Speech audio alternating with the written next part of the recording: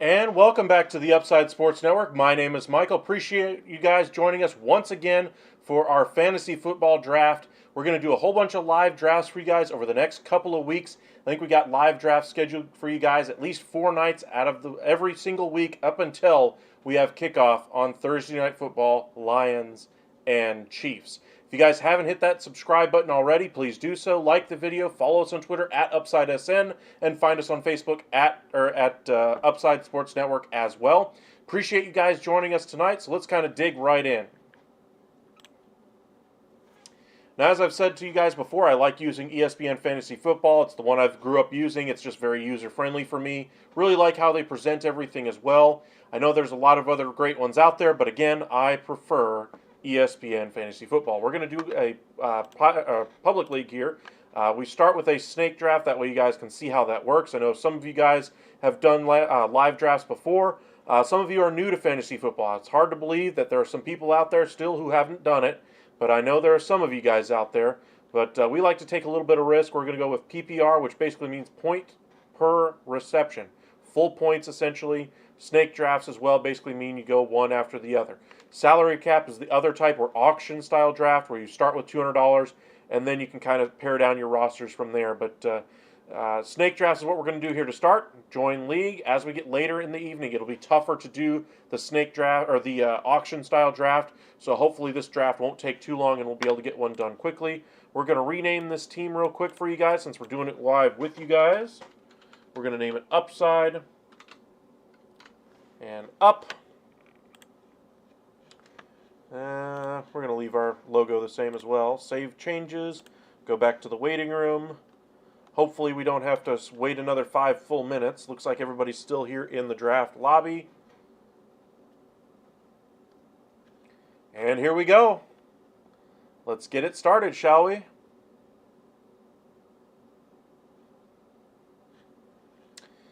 While the ad plays here anyway, just want to let you guys know that we are going to be doing some live baseball games for you guys tomorrow. Toronto and Baltimore at 6, Texas and Arizona at 8:40 if the first game ends quick enough. On Wednesday, we'll do another doubleheader for you guys. We'll do Toronto and Baltimore at 6 again, and then we're going to do another live draft show for you guys as well. That'll start around 9 o'clock after that Toronto Blue Jays and the Baltimore Orioles game. So make sure you guys hit that like and subscribe. That way you guys know when we do go live. Turn on your alerts, and you'll be able to join us. Looks like we ended up with the 5th pick once again.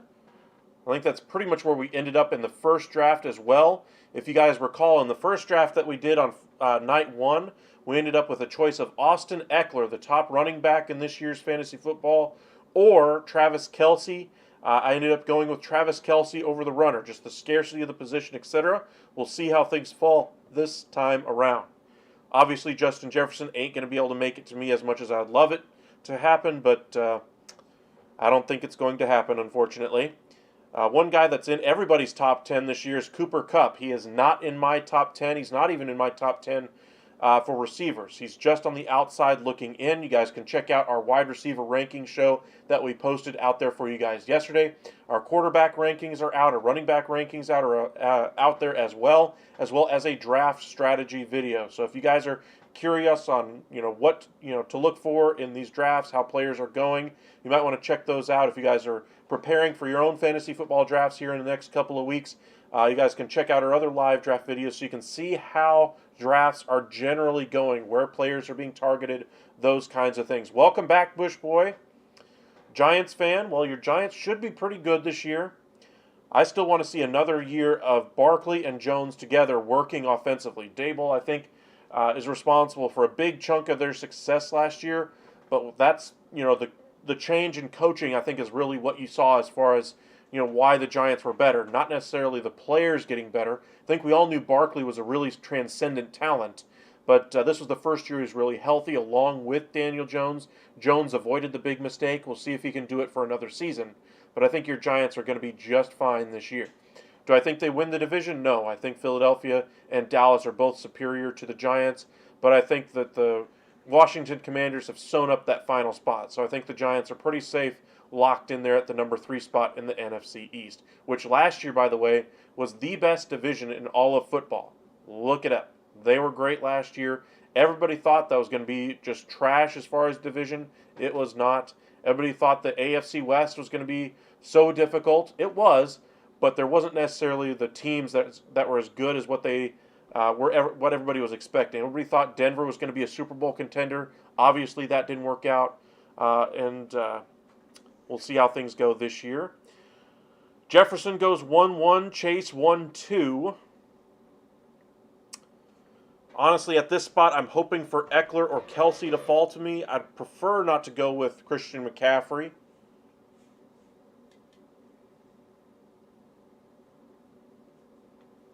But if that's the option I'm left with, I might go that way. Or I might go Bijan or Tyreek. But for me, I would rather go with Travis Kelce or Ekeler. Leave me one of those two at number 5, and I'm happy. What do you guys think? Which one should we go for if we're left with the choice once again? Ekeler or Kelce?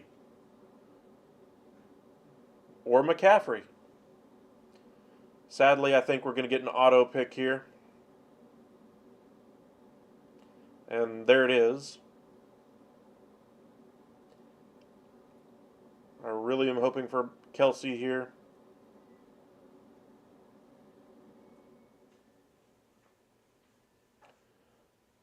There goes McCaffrey. So we don't even have to do anything different. We get to go ahead and draft with Kelce. Easy peasy. Love that decision. So far, Travis Kelce has been on a number of my teams so far this year. Just really, the way the board is falling in the first round is really why I'm ending up with him. Not necessarily that I'm targeting him this early. In fact, if he was going in the second round, I would absolutely love it. But obviously, he's too high of a talent to go that low. But we'll see how the rest of this draft fares. Got about 8 more picks between now and my next one. So we're looking probably in this 11 to 15, 16 range as far as top players who might be available. Probably going to go with a receiver or a runner here. It sounds like Jonathan Taylor's contract status might be getting resolved soon. Seems like the Colts are finally open to taking on a trade now to ship him out of town. They're seeking a first-round pick or the equivalent of a first-round pick in trade. So think of what the Christian McCaffrey deal looked like last year. Could be something similar once again for Jonathan Taylor. But of course, you still have to negotiate that long-term deal as well. So we'll see how things go.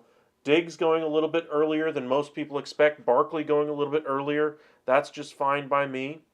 Cooper Kupp going there. All right, here we go. We got 5 picks before me. We're probably looking at Chubb, maybe Pollard, maybe Lamb could all be there.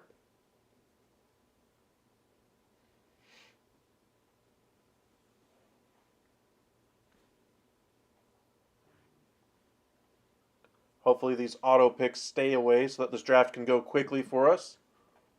If you do sign up for a draft, at least stick around for it. Please, on behalf of all the other people who enjoy fantasy football and actually enjoy going through the draft process, I know that, for my fantasy league that I'm in with some friends anyway, I take that league very, very seriously. I don't just ignore it after I, draft the team. So...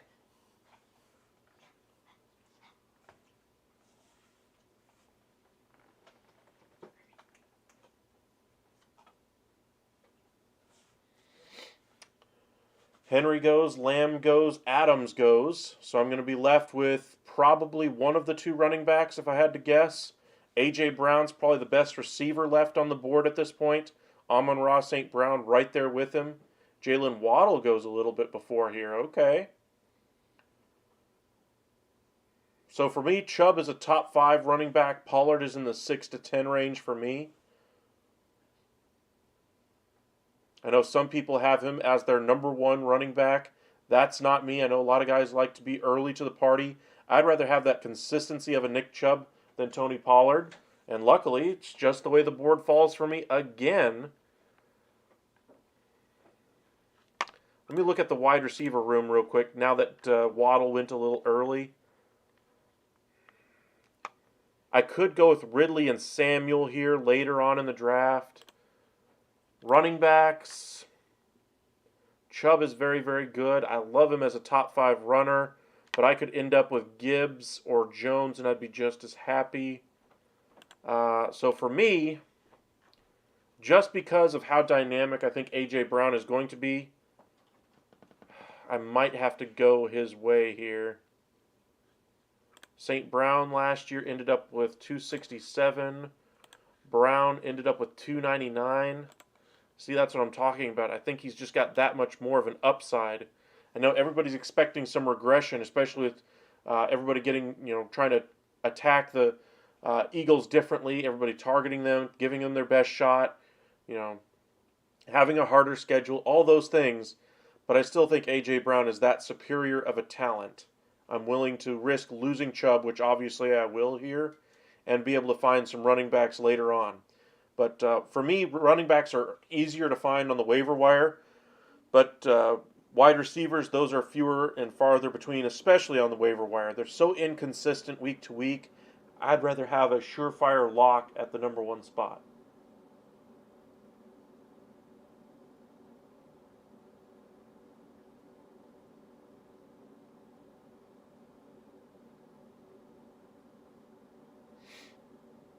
There goes our first quarterback. Patrick Mahomes is now off the board. He is not my number 1. He is my number 2 quarterback this year. Jalen Hurts is my number 1 quarterback in fantasy this year.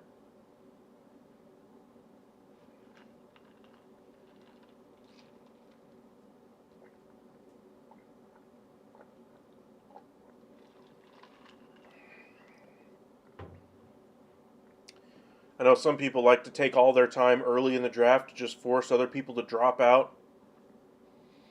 Please don't. That just annoys the people that are actually in there. We're not leaving because we're thinking you might. This is the one I think auto-drafted earlier, and there he goes again. Getting Nick Chubb. Team auto-draft there. There goes Wilson.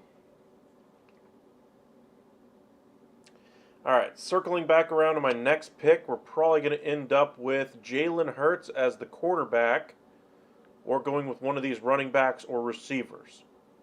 I'm going to have to overdraft for either one of them, and I'm fine with that. I don't think Hurts ultimately makes it to my pick. I think somebody else will draft the quarterback. in that range as well.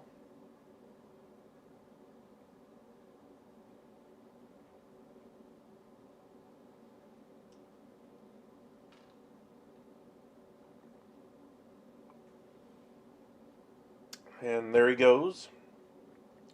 And Jacobs is another player that's completely off my board, so I'm fine with him going here.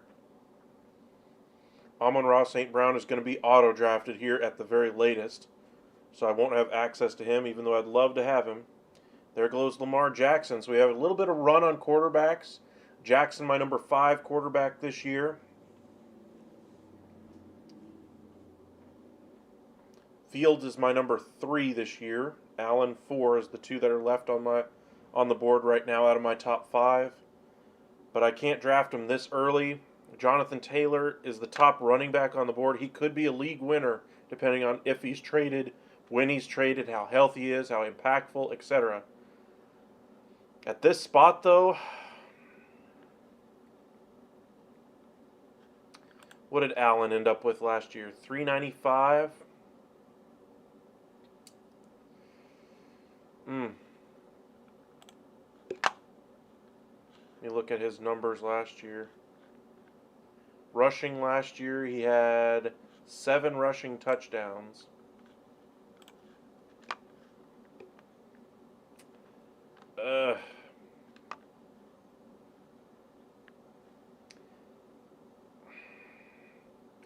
I got to go with my must-have in the draft. I want to make sure I walk away with Jahmyr Gibbs in every single draft I possibly can.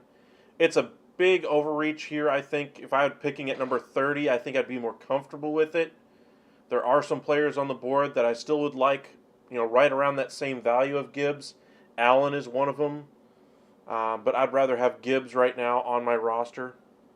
He's my must-have. Then you get into these receivers, which I'll probably get next. Debo, Ridley. I don't think Aaron Jones is going to end up being there by my next pick. If he is, I'll probably pick him up and just get some solid production at my RB1 spot. But again, Jonathan Taylor was on the board, first overall pick last year, and I'm not taking him. Now, if he's there by pick 36, then I probably will, but I don't think he gets out of the 3rd round here. There goes Josh Allen. So now I can wait on my quarterback until Fields.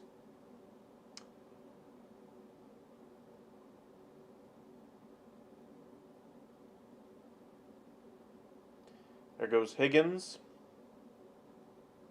He was one of the other receivers that I liked that was in that group at least, but I'm not overdrafting for T. Higgins. There goes Mixon, fine with that.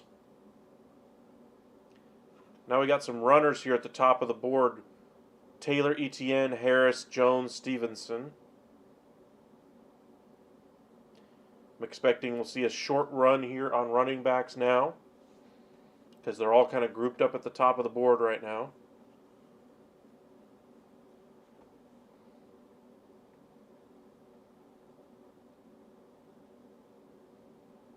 See which way Wade goes.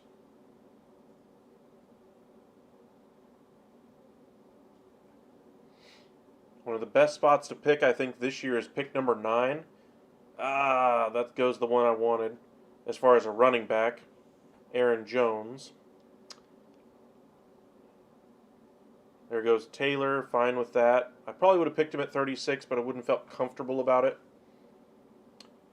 And now I'm probably going to be left with one of Debo or Ridley. Ecstatic about either one. Would I ever take 2 tight ends in the same draft? Not at this high of a board. Not this high on the board, I should say.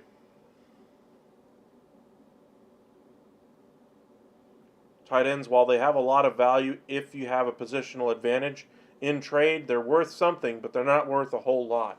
So if you're hoping to trade one of them later on, you're better off just trying to trade a quarterback. Let's see what Joe Burr did last year from a fantasy perspective. 350. He's got the injury coming into the season.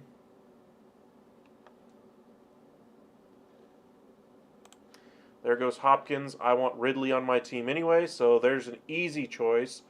But my must-haves, as far as if I had a team every single draft, I'd be picking Gibbs in as far as the running back, and I want Ridley as one of my receivers, preferably as my number 2 choice at both.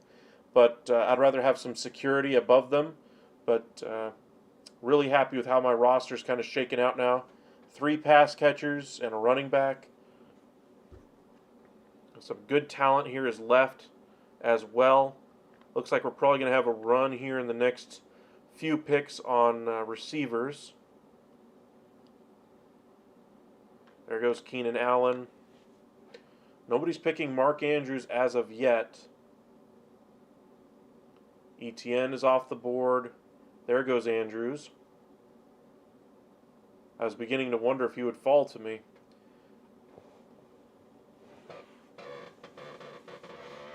I like value wherever I can find it.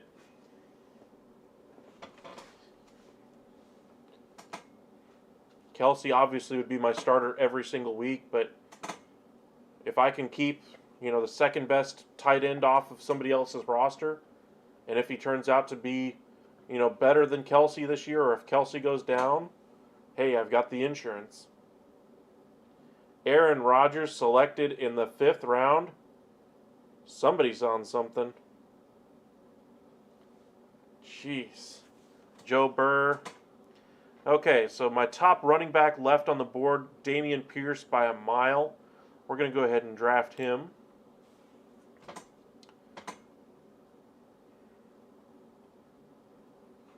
Next pick will be interesting, though. Now that I've got my starting lineup pretty much locked in, except for my flex, I still need a quarterback to kind of round out this roster. Justin Fields is the last quarterback of the top 6 for me, although Herbert and Lawrence are just outside of that range at 7 and 8. I'd be comfortable with any of those as my starting quarterback.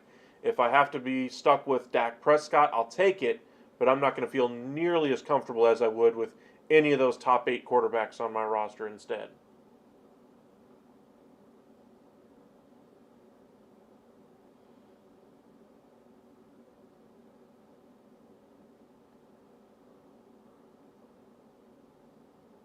And there goes Justin Fields. Yikes. There goes Herbert. Only quarterback left that has some value right now is Trevor Lawrence. I might have to overdraft for him. There is the Deshaun Watson camp, but I'm not in that camp yet. I'd rather have Trevor Lawrence. Let me see what he did from a fantasy perspective last year without a true number 1. Almost 300 points. And they're projecting him to get less this year? Are you kidding me? He's finally got a true number 1 receiver. He's got a good slot receiver. He's got a tight end who's got a good rapport with. And his running back is coming into the season healthy. Give me some Trevor Lawrence. Deshaun Watson, last year only played in 5 games? Still mustered 85 points. Extrapolate that over a season, you're probably looking 3 times 85, so you're looking 240 plus a couple, so you're looking about 290, and that's in a very poor season for Deshaun Watson. This team should be much better. Dak Prescott being drafted way early again.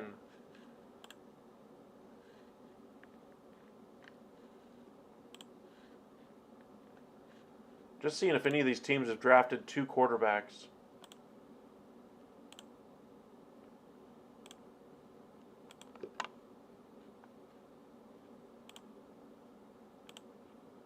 Yep. Team slowly did. And that's it. Okay. There goes Waller off the board.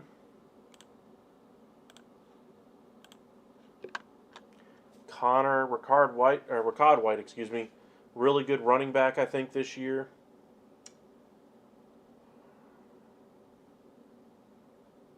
I think the value is still too high here to pick Trevor Lawrence, even though the board is going quickly on quarterbacks. I'm going to be patient, and I'm going to wait one more round, because most of the guys that have been going, there's a lot of teams that have already picked their quarterbacks. I'm going to hope Lawrence falls one more round, Now the question is, do I go with White, Hall, Madison, Walker, or Sanders? Madison, I think, has the highest floor.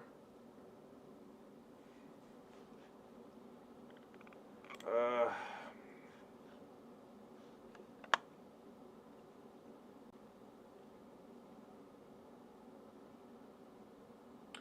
Top 10 upside. I agree with that. I think he's got Dalvin Cook level upside. White, I don't think he's got top 10 upside. Top 20, I think for sure. Hall, I think he's in a timeshare with Dalvin. So give me Madison, I suppose.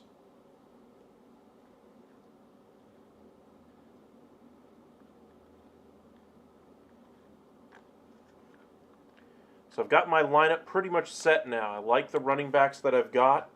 I've got 3 very high-end RB2s. Ooh, DJ Moore selected. Damn. He was one of the receivers I like in this range. Let's look at who we have left at wide receiver here.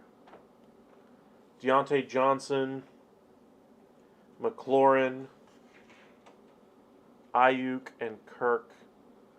Not a whole lot left from the receiver room.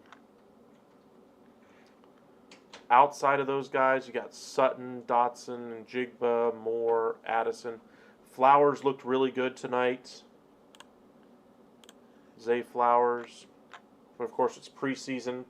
He's a highly touted rookie. He should look good in the preseason, so take it with a grain of salt. And for some reason, team's slowly taking a kicker after taking Aaron Rodgers so early, so right on cue for them.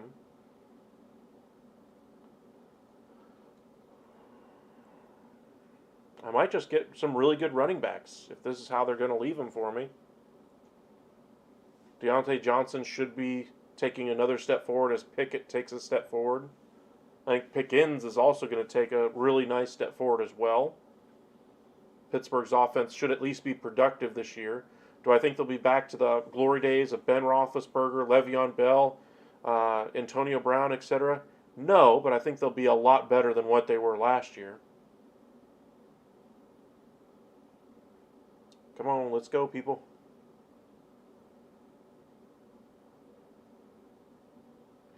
With everybody overdrafting quarterbacks and now tight ends, it's left some running backs and wide receivers on the board here. Mainly running backs. Brees in the 7th is a very good pick. There goes White and another defense pick early. Holy smokes.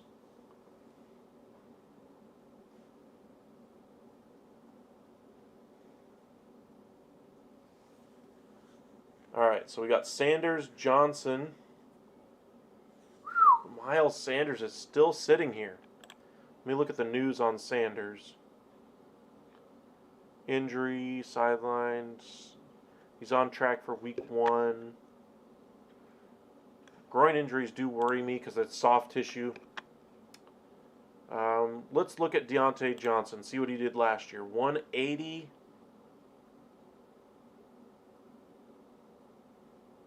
Fringe wide receiver 2. Or do I want to go with a surefire thing? I got Lawrence still sitting here.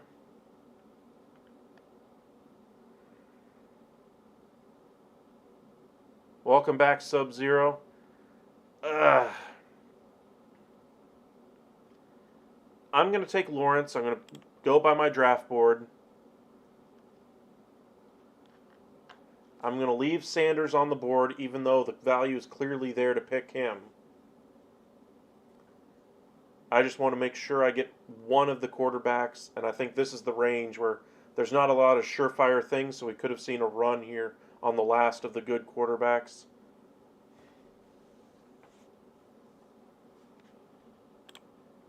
Let me look at the runners real quick.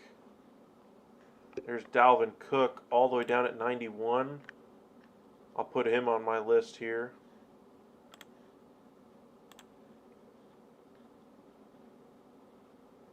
DeAndre, Jamal. Let's look at the wide receiver room. How many points did Mike Williams end up with? 176. He's just too much of a boom or bust player for me.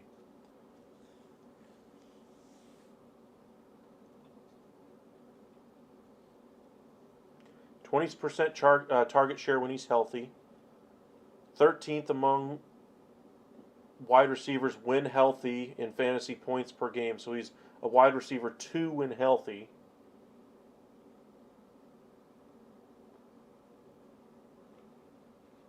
Again, wide receiver 2 when healthy.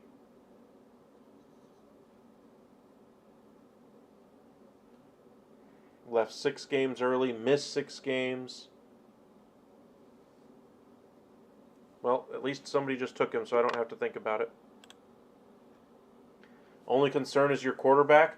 Shoot me your team. Send me your team, Sub-Zero. What'd you end up with?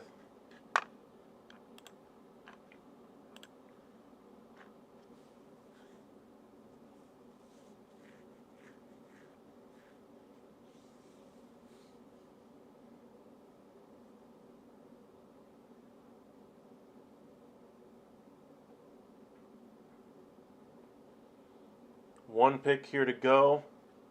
If I have to pick at this spot, I'm leaning Watson, honestly, to get a really high-end QB2. If he takes off, he could be a top 5 quarterback this year.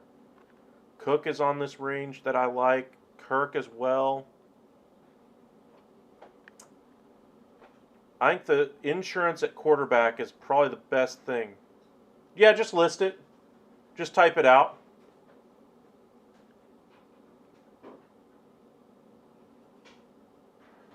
There we go. We're just going to go ahead and take the insurance there at quarterback. So there's my team so far. There goes Cook. He was the next one for me, honestly. Right now, my next pick would be Christian Kirk. He is my top option as far as receiver. Ayuk is up there for me as well. 227 last year.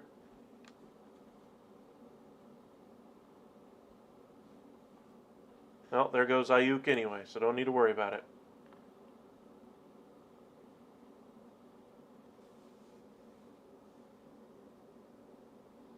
Got a nice group of receivers here. The only downside with the way I've got my receivers set, Kirk is on the same team with Calvin Ridley.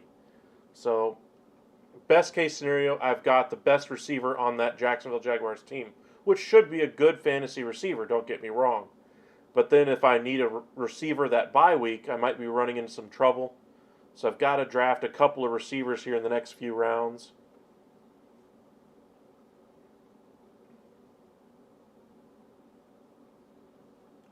I usually don't draft 2 quarterbacks this high. Ouch! I wanted Christian Kirk. Well, he's off the board. Swift, probably the best running back left on the board, in my opinion. Ain't a lot of other great options here. Smith and Jigba, not really exciting me. What did Drake London do last year? 178. That offense is going to go through Bijan, though. It's going to be ugly. Marquise Brown, 156. No thank you. Pittman's going to have a rookie thrown to him. He's a wide receiver 3. I just don't trust him to put up that many points this year. Sutton last year, 159. I think they're going to use him significantly better.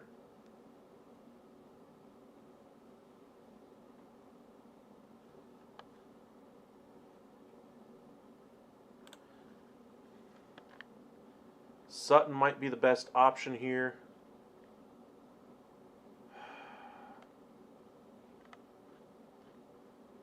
Yeah. We're going to go Sutton. I don't like drafting Cortland Sutton. I really don't. I'd pretty much rather go with just about anybody else. Quarterbacks, Rodgers and Geno. Neither one of those are in my top 10 this year. Running backs, Henry, Barkley. Love Henry, don't love Barkley, but that you got both is a good thing. Barkley you're not counting as your number 1. Wide receivers, Terry, Terry McLaurin, Judy, Sutton, Odell Beckham Jr., Thomas. You're drafting a lot of players with some really good past performances, but I wonder if you have enough upside for this season. I think you might be stuck with a lot of decent floor options, but I don't think a lot of those guys are home run hitters on your roster. I think Jerry Jeudy, probably your best home run hitter at receiver, running back, Saquon if he's able to replicate it, quarterback, Geno, or Aaron Rodgers if he's able to get back to his production. Bass and defense, Packers and Dolphins. Drop one of those defenses. Terry McLaurin as your wide receiver is not a bad option, but I'd rather go a different direction.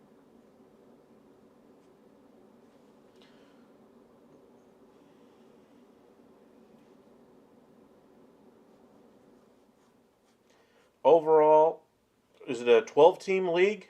I'm guessing it's a 12-team league based on how your draft went. I like Darren Waller quite a bit this year, though. Only a few picks away here from my next one.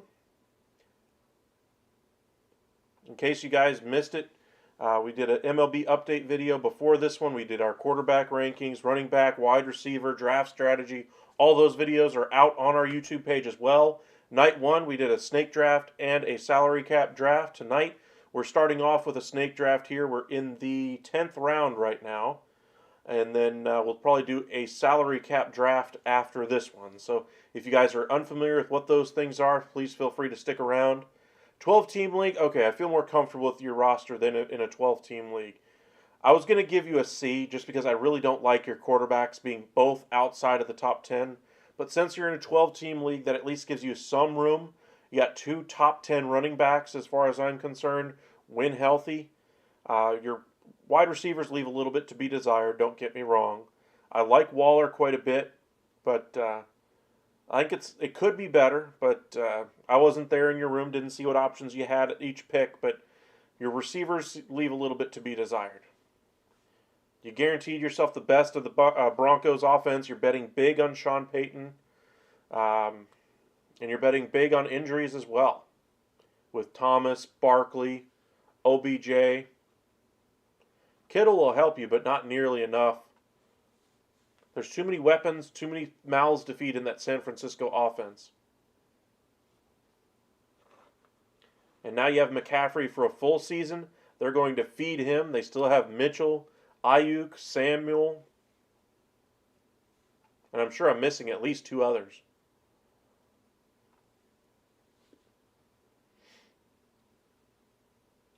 There goes DeAndre Swift. He was probably the running back I was thinking of taking here. And there goes Kirk Cousins. I'm fine with that as well. I already got 2 quarterbacks. Okay, so Sky Moore probably be at the top of my list right now, along with Flowers. Right now, I got to get a number 3 receiver in here. And Jigba's right at the top of the list. Dotson could be very good this year. Any news on him? 5 of 7 for 76 yards.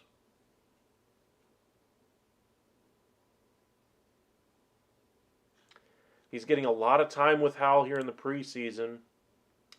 I usually don't like drafting Commanders receivers. I'm going to go ahead and take Dotson.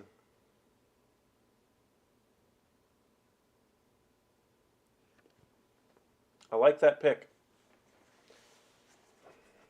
I'm not very high on him, but with the way my room has fallen so far,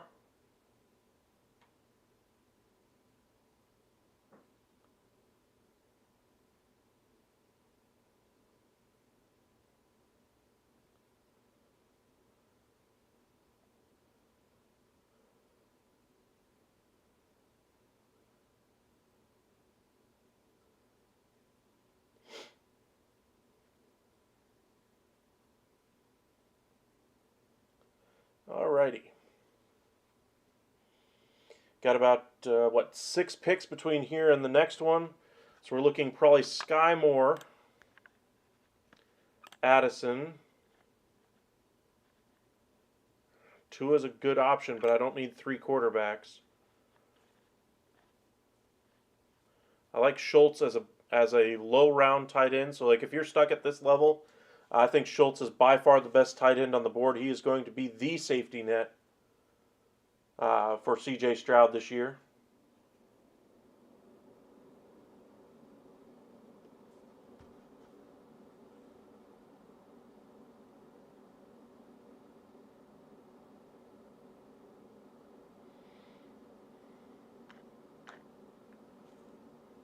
I don't think Sky Moore's going to get to me here. Addison's off the board. I just want one piece of that Kansas City offense as kind of a lottery ticket.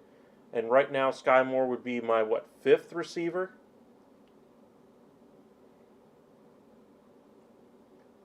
There he is. Give me some Sky Moore here.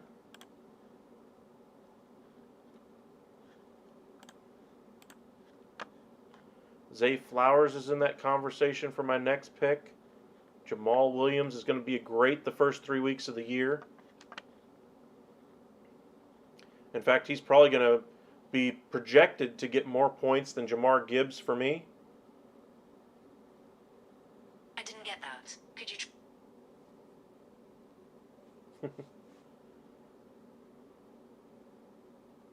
There goes Tua. Good quarterback this late in the draft to have as a backup. I think he's right at number 10 for me on my board. There goes Jamal. Damn. Was hoping to have him as kind of an early week starter for me, but looks like he's going to be on another. Got 3 bench spots left. Let's look at the running back room here. Wilson, Penny, McKinnon, Mitchell. I like Mitchell this year as a backup option. Let's see what the news is on the Miami rookie running back.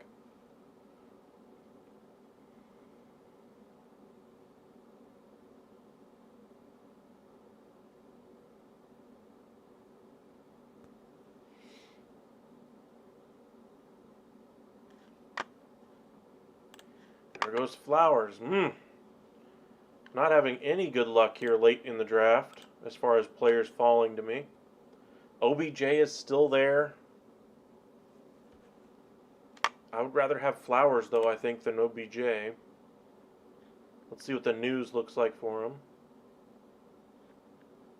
They don't really have any news. That worries me. You at least want to see, hey, he's working well with the new quarterback, that kind of thing. There ain't none of that. Let's see if Juju's got some good press about him. Preseason debut, 1 target, 1 yard. Ugh.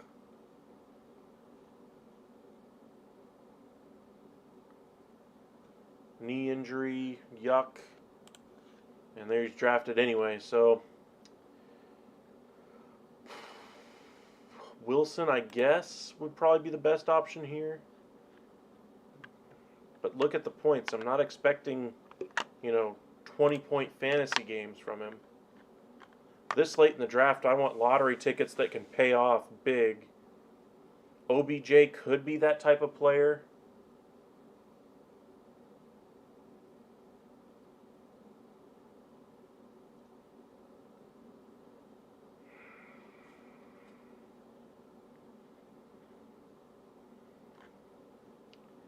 Maybe OBJ here. I'm not counting on him to be one of my top 5 receivers, so I guess I'll take him as my number 6. I do need some running backs, though, at this point, so I'm going to pretty much just exclusively look at runners left.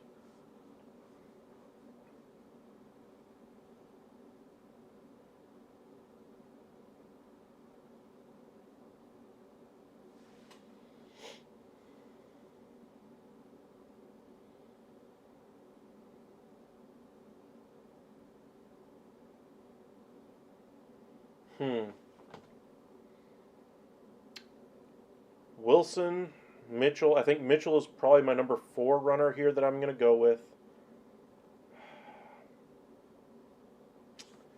really want a running back with some strong upside here. Elliott could be that guy. I like Mostert. I've liked him in pretty much every fantasy draft over the last 3 years. I like the rookie running back out of Miami. I think he's going to be exactly what that running game is going to look like in the second half of the year. But I can't draft him. I'd rather pick him up off of waivers.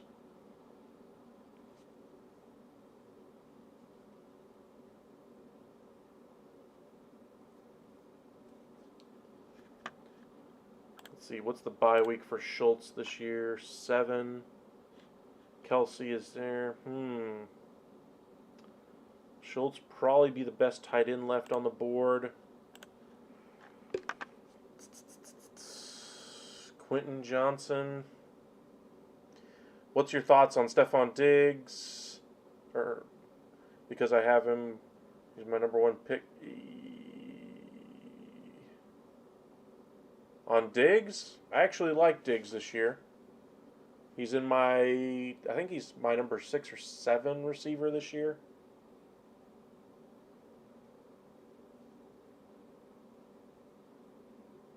Maybe 5.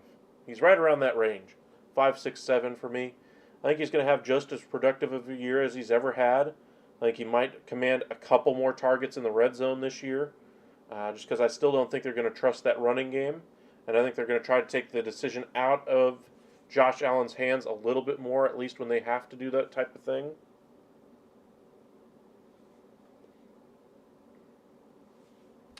Probably going to take Schultz here. Be my backup tight end. I usually don't like to carry 2 tight ends and 2 quarterbacks, but the value is just insane for me not to here.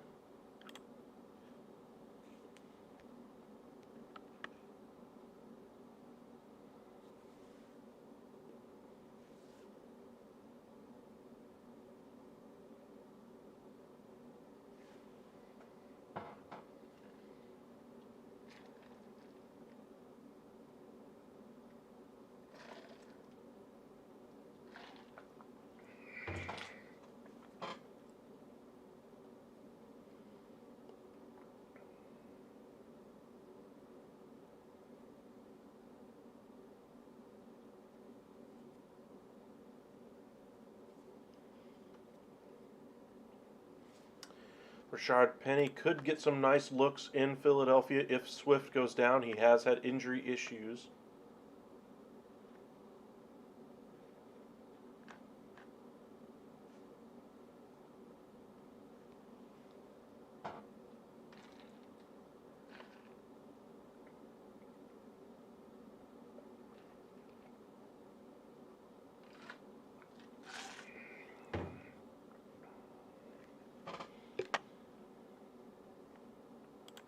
Maybe Penny could be the next pick for me. There goes Zeke. That's a little tough.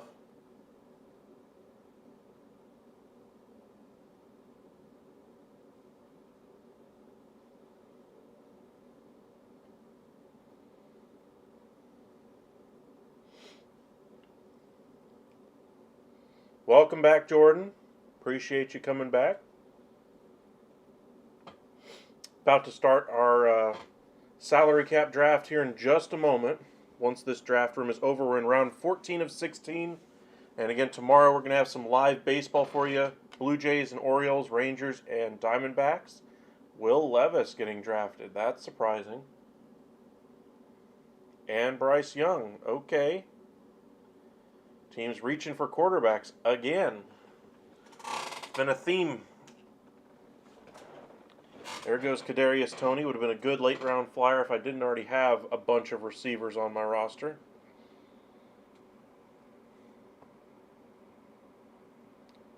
Penny is probably going to be my next pick, though.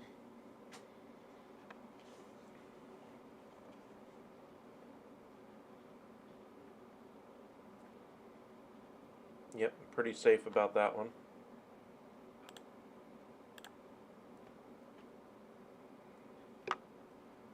There goes Elliott, fine with that. Give me Penny.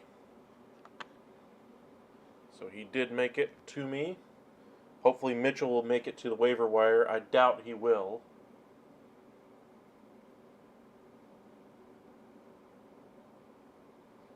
Too good of a talent to not make it that far. Alrighty, let's see what's best pieces that are left. Really high on Jacksonville's defense for week 1. There goes Elijah Mitchell. I was hoping to get him through waivers. Astros and Mariners both winning. We lost the off day. Well, that's alright. Gives the boys something to pay attention to.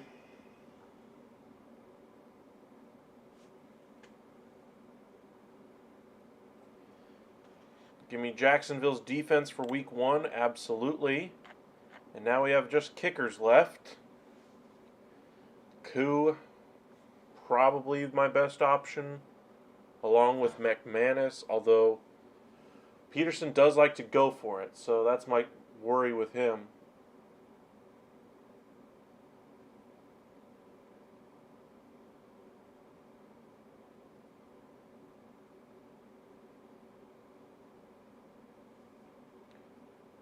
Exactly. Mariners did sell at the deadline. Shocking they kind of hung around and decided, hey, we're going to decide to win a few games here in August. Just imagine if they had done that a few months earlier.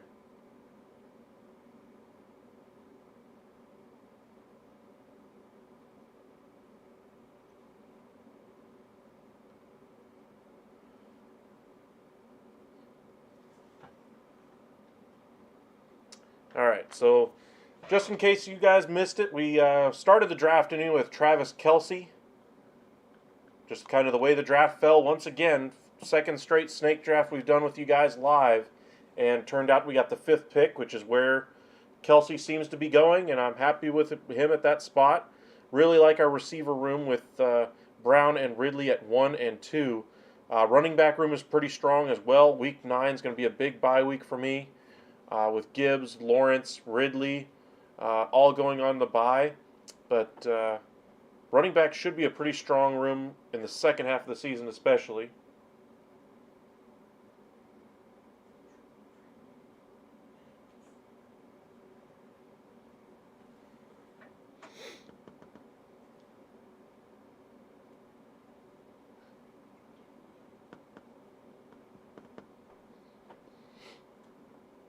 Come on, boys. This does not take this long this late in the draft. Come on. Zerline, fine without him. Come on. Let's go. Boyd, that's fine.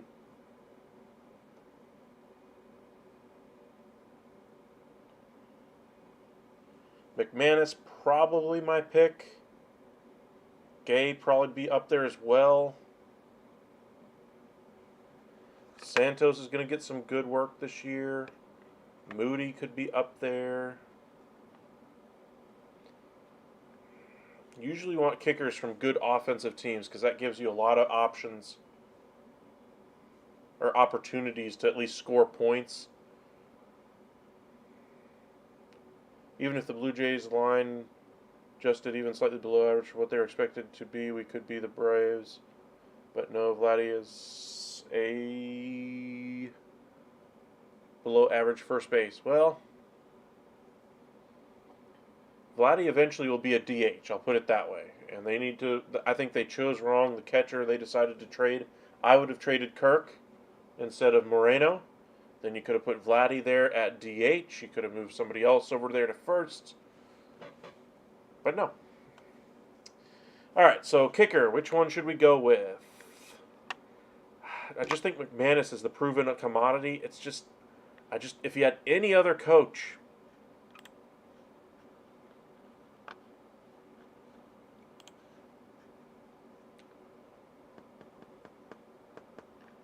who's going to kick a lot of field goals?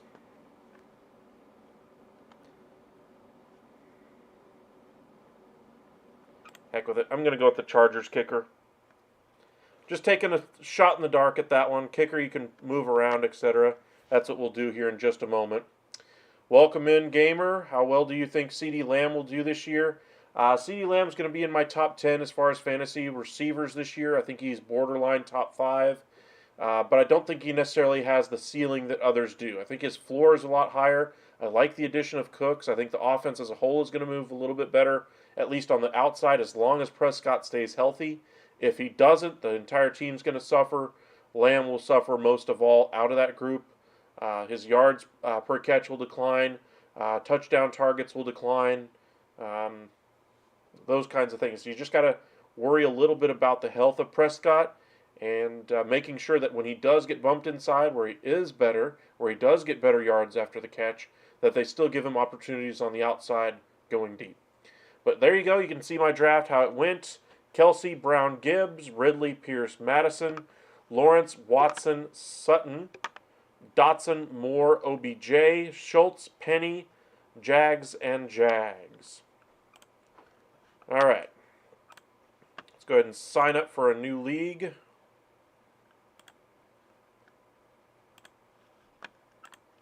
And like I said, we're going to do a salary cap draft this time.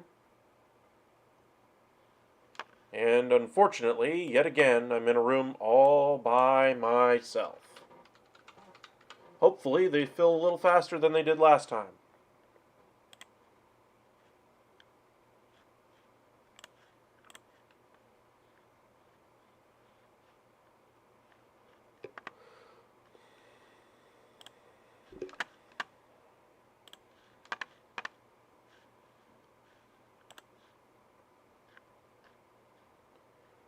Still nobody.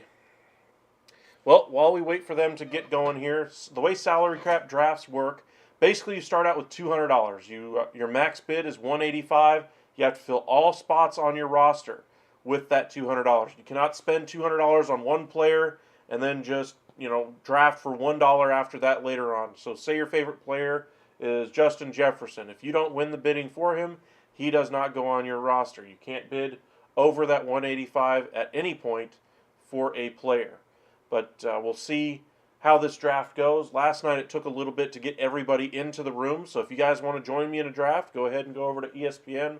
Got a couple of minutes here before the draft room closes down, and go from there.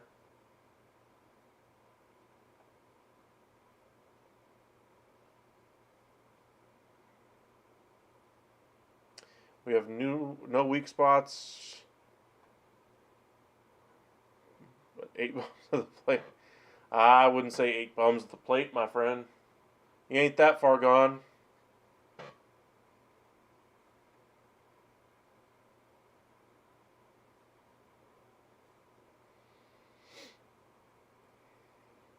See what I was saying about salary cap drafts after about this time of night? It gets very difficult.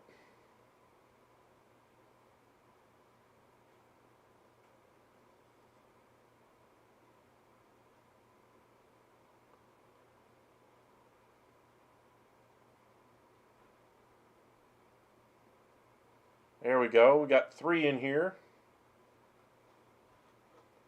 Got a minute left. Hopefully we can get this thing really starting to fill up here.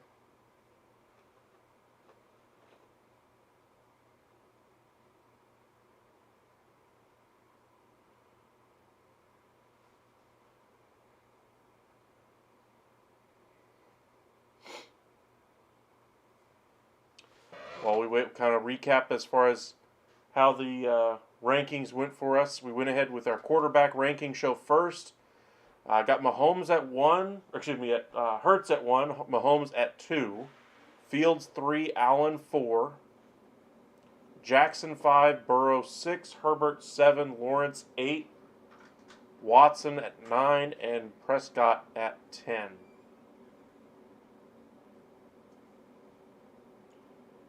Tua right now sitting just around that 10-11 spot.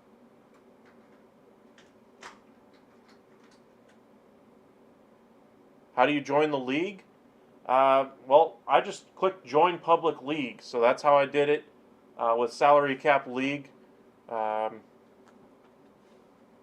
if you guys want to join, you can. Oh, by the way, in case you guys were wondering, are the Mariners for real?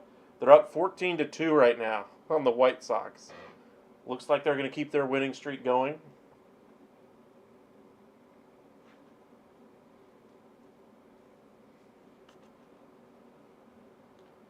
Come on, man.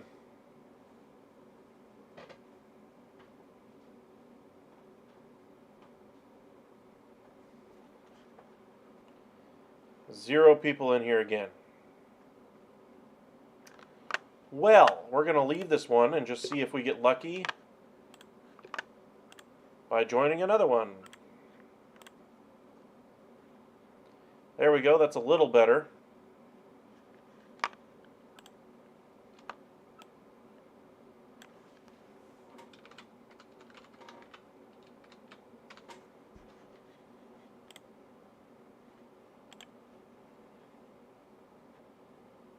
This is the Pittsburgh head-to-head points salary cap room if you wanted to join.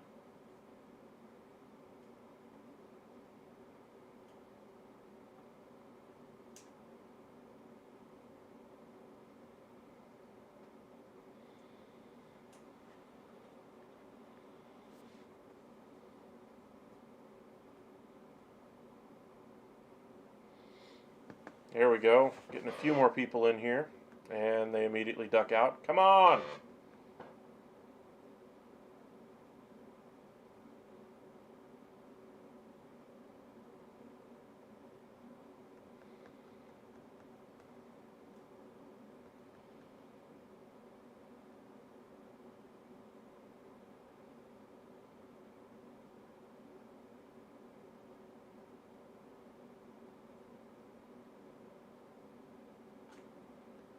You're in, all right.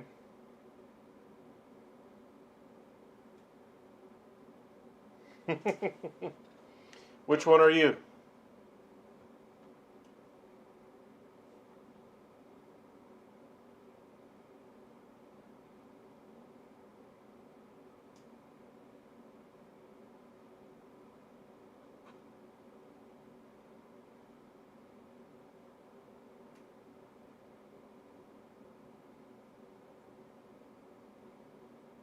Smith, all right.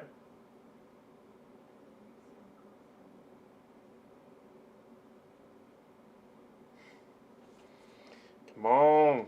Get some more people in here. Need 5 more. 2 minutes left. We got a chance to get it, but we need to get 1 or 2 here in the next 30 seconds to have a chance.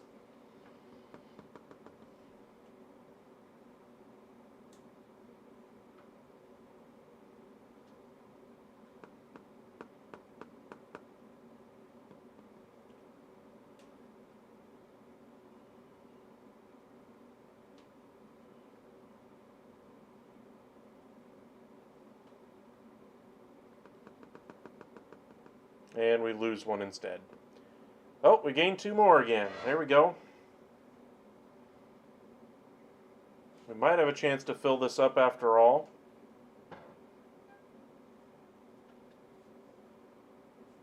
One thing I like to do is change what the dollars at the top look like. I like to see the top bid available to each team at the top. That way I can see, how bidding is going.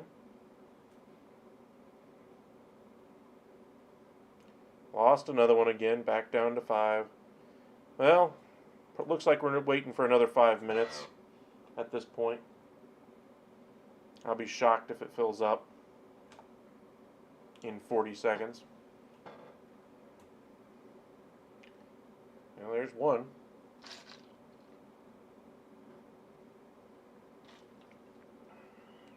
People could stop leaving and joining again. We would have filled up this thing twice already.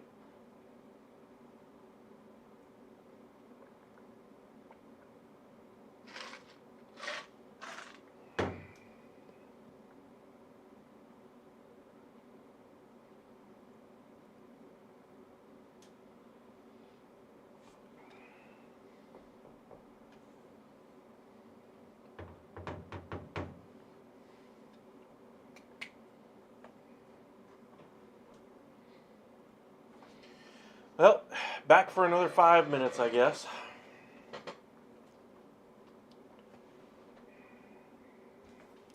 While we wait, let's go ahead and do this pre-draft rankings. While we wait. You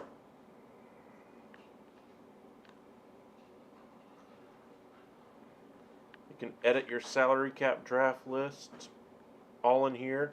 You can see what they're projected to go for. The money.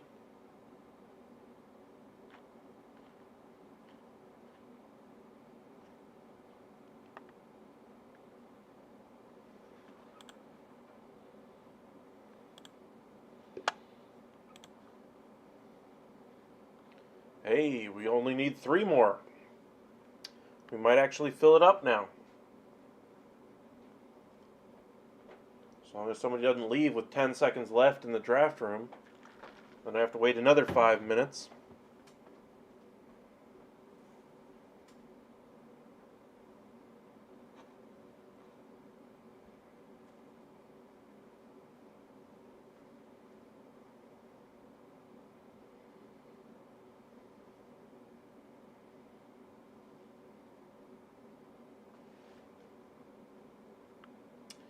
Just waiting for this countdown clock, really.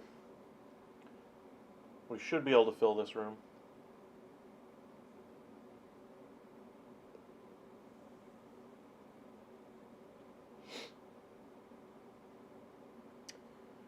Going to make a couple of videos for you tonight, release 1 or 2 of them tomorrow. Tomorrow we're also going to do some live baseball, Toronto, Baltimore, and Texas versus the Diamondbacks. Wednesday we're going to do a couple of videos for you as well. And then do the Toronto-Baltimore game again at 6. And do another live draft night for you guys on Wednesday night.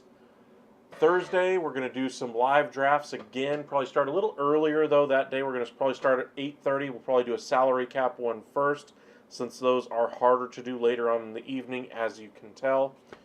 We only need 1 more person in this draft room, at least at the moment.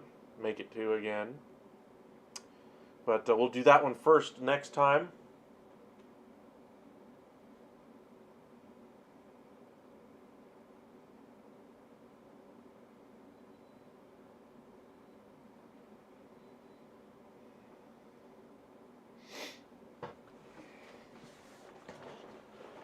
Friday, we're going to do the Atlanta and San Francisco Giants game.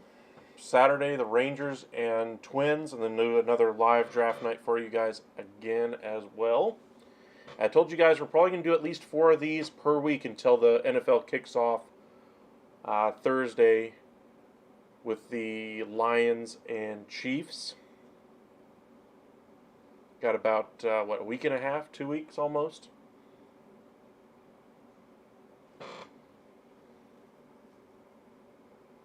Finally, the room is full. Let's see if it stays that way. I don't think it will, but we shall see. Not that lucky, unfortunately, at keeping these guys in the room. Although a couple of the new ones have already rearranged their names, so maybe they're here to stay. Never mind.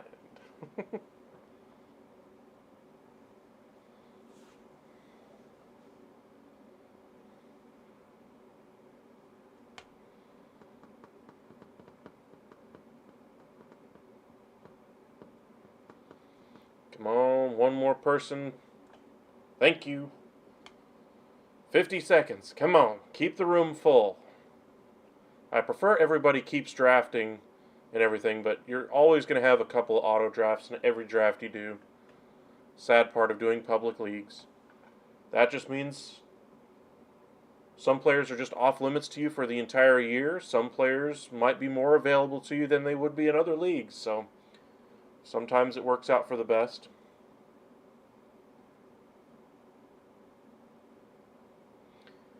Right? Just stay. Nobody back out. Everybody stay. And cue somebody knocking out. Sad part is that's probably what's going to happen. I'll be pleasantly surprised if we actually draft. Do we get to draft? We get to draft. All right. Here we go. Wait for this ad to go away. As you guys can see in the background, the 1 through 10 order, that's not how you pick. That's strictly how you nominate players. So it looks like we are nominating 8th. Smith, looks like you are nominating 7th. Okay. Alright, so one more thing, like I told you, go over to budgets real quick. See where it says remaining budgets right here and max offers. I like to click on the max offer tab. That way I can see what every person on here can do as a max bid on any player. So as we get down to the, in later on in the draft, after say 20 players have already come off the board, lots of money has already been spent, it gets a little tougher to see what's everybody's max budget for each player, and just seeing it this way makes it a lot easier to figure out. So we'll see how things go. If you guys paid attention to my draft strategy video, told you guys kind of how I like to operate in these drafts. I like to go for a lot of value, but that doesn't necessarily mean that I'm going to let Jamar Chase or Justin Jefferson go for below market value. So, even though I might like a guy like like a James Conner or a Dameon Pierce or a Derrick Henry, whatever the case may be, I'm not going to let him go for cheap if there's better players available on the board and there's opportunity. One thing I also told you guys I like to do is I nominate players I don't necessarily want in at least the first 10 or at least the first 10 nominations through. I don't like spending my own money on players that I actually want early on. I'd rather spend somebody else's money. Auto drafts are really good for inflating the value of players I don't want, especially early on. Quarterbacks are really good to nominate early because they are always overdrafted as far as their actual value. About 40 seconds away right now.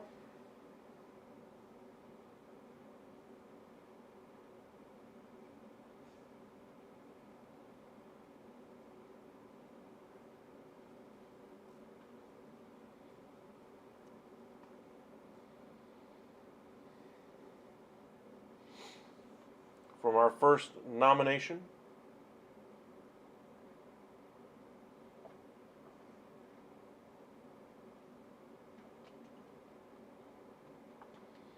And 2, 1. Here we go. Who are they going to nominate? It's usually one of these top guys is always nominated first. There's McCaffrey. One thing you can always do is do a manual offer to kind of increase the speed of the bidding a little bit here. He's valued at 57, so we're going to feel comfortable bidding 35. If I get him for that, great, but I'm expecting it to go significantly above that. But be careful. Somebody always tries to do the, sneaky manual offer there of like 100, and then somebody's waiting to click the second it gets down to 1, and then you're stuck with a bill of 101 for a player. So don't let yourself be caught like that.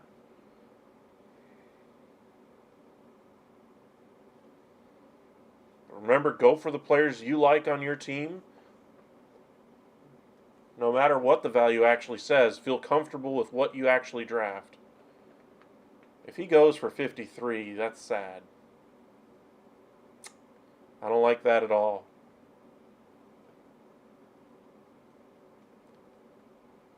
I wasn't willing to go up that high, but I was hoping he would at least go higher.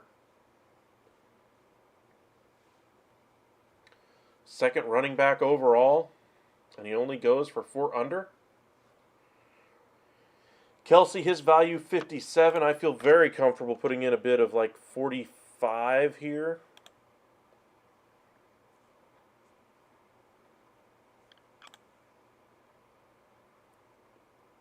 As I mentioned, you want to create some type of advantage on your roster.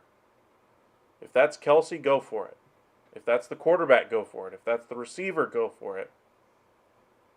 54. Ugh. And again, he goes for below slot. This is not good.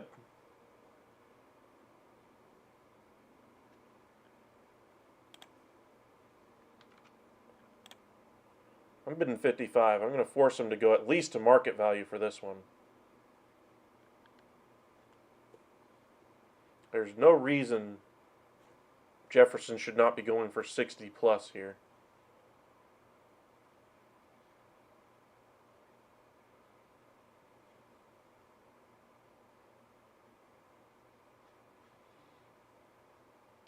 A little bit of a bidding war here, possibly.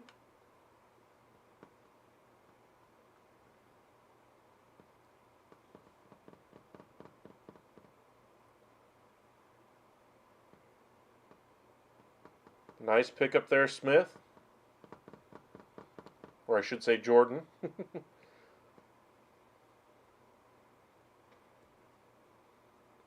Let's see who's nominated next. I'm going to nominate much lower down here in the draft pool. All these round one talents going. Another one. This is not going to work out well as far as trying to save value later on. The point of having these people get drafted earlier is to draw from these budgets of these other teams and leave some of the other talent. If they're all bidding just at market value or below, the strategy doesn't work quite as well. Cooper Kupp is completely off of my draft board, at least at this point. 55 value, no thank you. And another one goes for below market value. Yuck.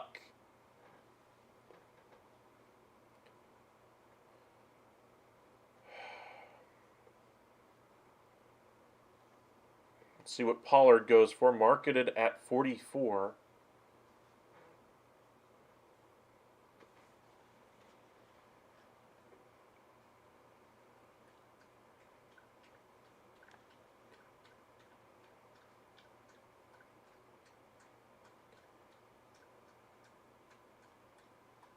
Looks like everybody's paying attention to the rankings here. Everybody's holding true to what that pre-draft value is from ESPN. A little too rigid. So we'll have to see if we can come up with another way to get it done.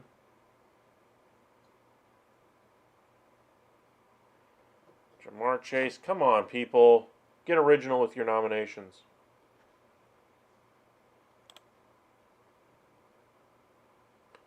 44, 46, 47.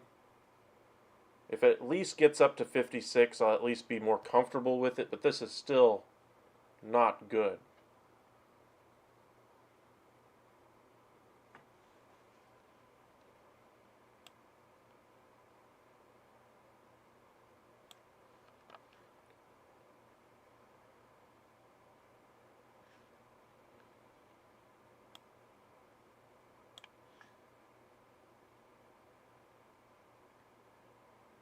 $55. Come on, somebody bid 56. Yeesh. I'm going to get my nomination ready here. We're going to go with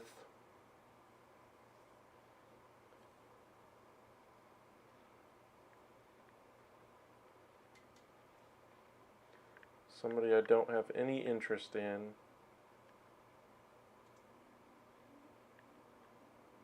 Probably Cam Akers, but I want some more money off people's docket.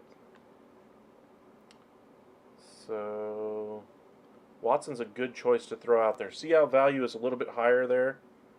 Even if it's just $2 over. Something like that, that's better than $2 over on Jefferson or Chase or something along those lines.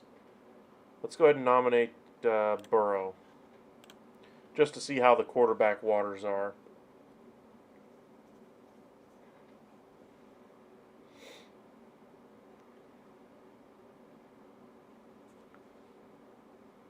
$11, reasonable so far.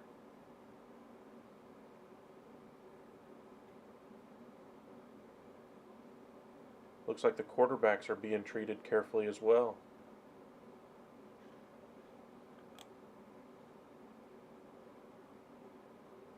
$20.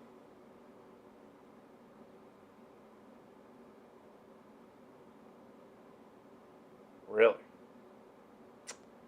Interesting. People are being really disciplined with the values. So if that's how they're going to want to do it, might have to switch things up here. And go for some of the players that I actually like in this range first, and then go the other way. 46 pre-draft value. For a number one receiver, I'll take it. Yeah, they are being super stingy. This is not a normal salary cap draft.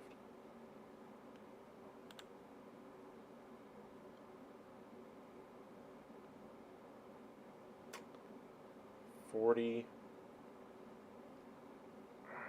He's almost worth it for that.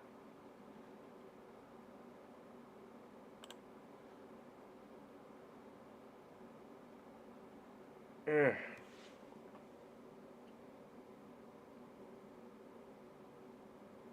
I'll live with it. I'm not very happy with it, but I'll take the deal on the receiver. Now I don't have to overpay for an A.J. Brown or something like that. I can go for players I really like at the wide receiver spot now that I got kind of a high floor guy.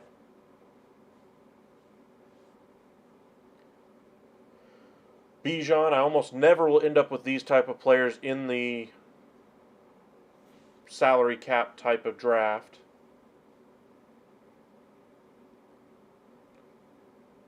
Let's see if they feel the same way about rookies here. 47. Do I want to bid 47? He's worth it. Wow.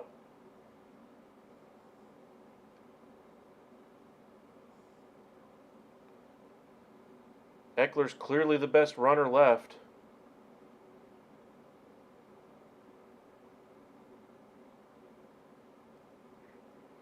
Eek.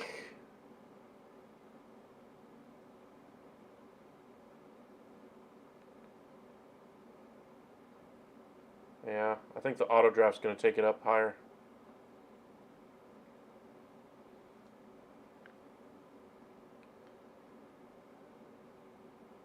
Wow. Team Hunefield now has the number 1 running back on my board and the number 3 running back, but they only have about $87 left for the rest of their roster. 2 first-round talents, but they got discounts on both of the players, so they're going to be a little bit light as far as the rest of their roster, but they've got 2 studs at RB1 and RB2. They could end up being the number 1 and number 2 RB running backs in the entire fantasy football. So it could be worth it.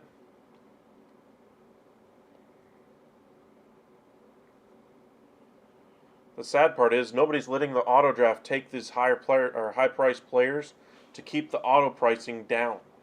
And there's only one. So you can't throw out like a Mike Evans here and just expect the bidding to go up to 9. You can expect it to go up to like, I don't know, 4. And then you got to hope for somebody else to bid. Jefferson, 59. Here's Tyreek Hill, value of 53. Let's see, I got the number 4 wide receiver on my board already. This is still really good value here for Hill.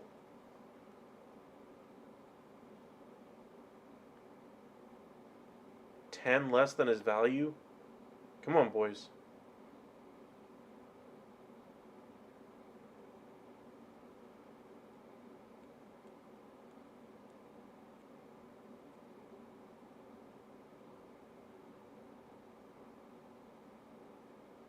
Wow. Team Hunefield just spending their money right now.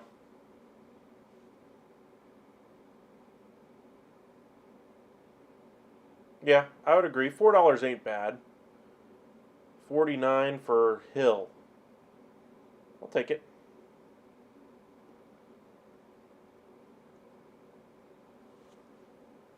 I like Adams at 42 instead of 49. I think I paid A.J. Brown, what, 40 yesterday? Or the other day when we did the salary cap draft on Saturday night. Here's Saquon. Please bid him up, New York people. Usually you can count on there being one Giant or Jets fan that's like, hey, he's a New York guy. We got to have him. Saw that with Aaron Rodgers going in the 5th round in our snake draft earlier. Not wise.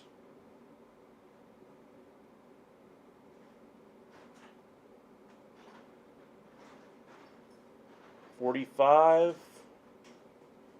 That's probably where the bidding will stop, unfortunately. Nobody's overbidding on anybody. I'm changing up my strategy a little bit. just because this is, I don't know, 1 in a million type drafts where nobody's bidding over value.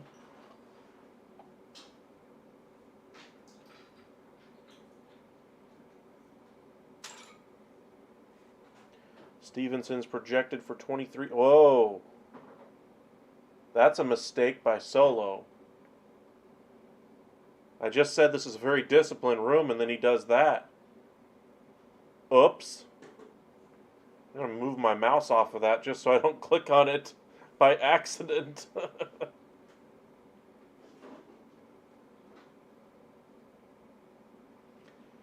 Jacobs, fine with him going somewhere else too.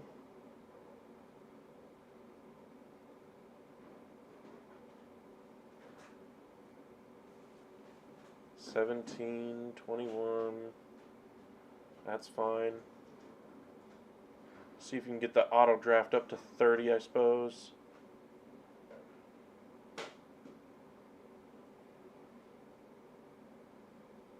$28, $29. See if somebody comes in over the top with 30.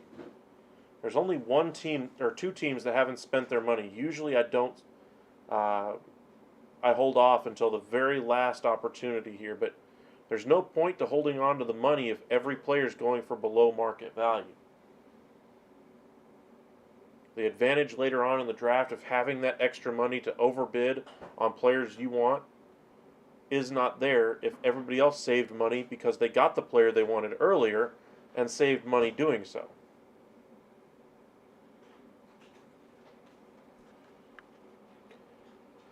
Let's see, who can we draft here?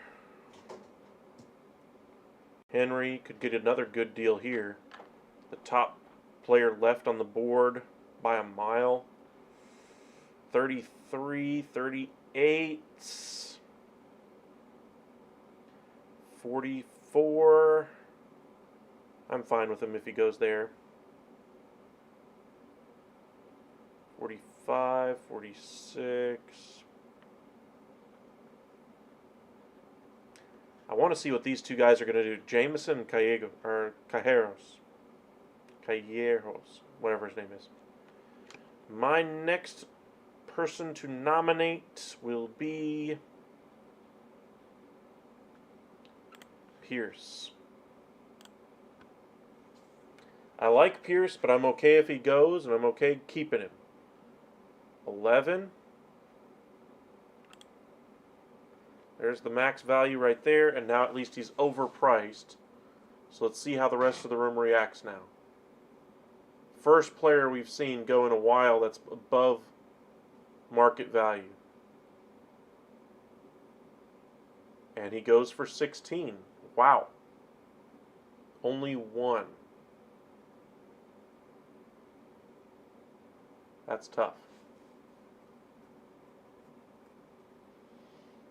Very disciplined room, I will say that. 30 is his pre-draft value.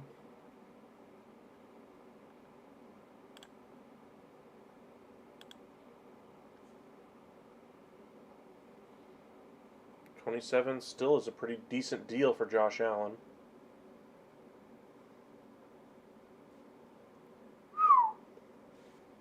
Wow. Only four $40 players left.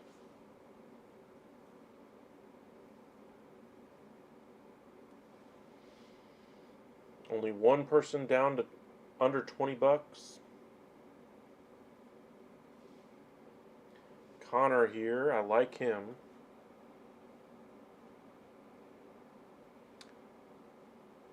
Trick is not to get the auto draft to go too high here too quickly. And unfortunately, I think we're already there.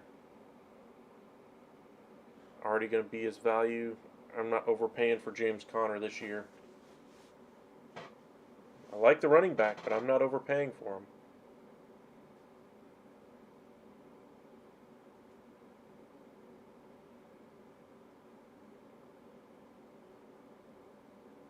Hey, a little bit of a battle here. I'll take it. That's better.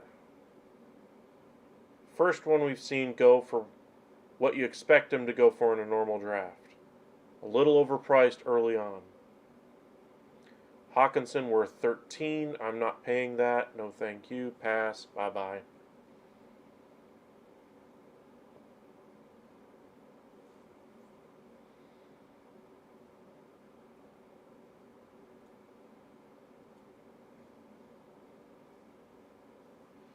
Overvalue now.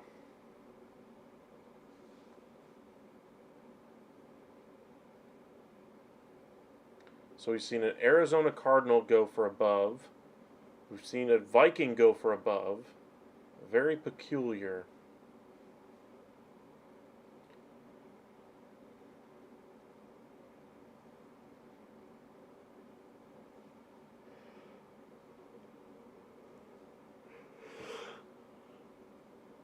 Mahomes.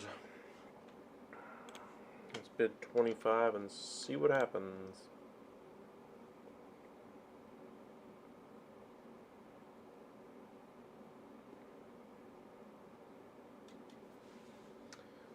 $28.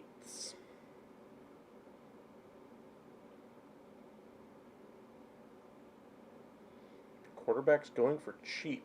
Really?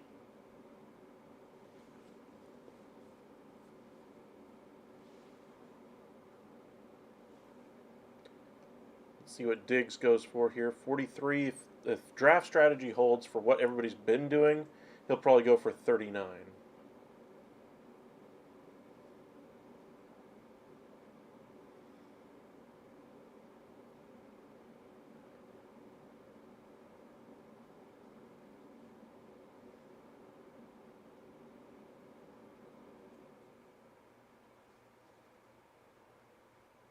Pretty close. 38.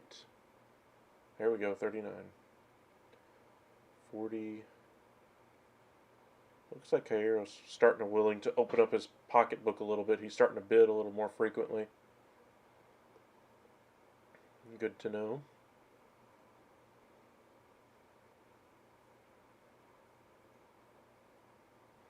Although he could be just trying to drive up the price a little bit.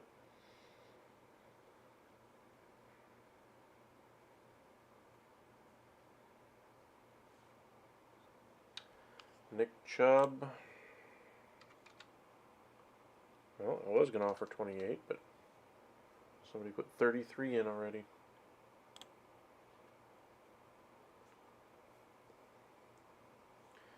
It's a pretty good market right there for Chubb based on how things are going.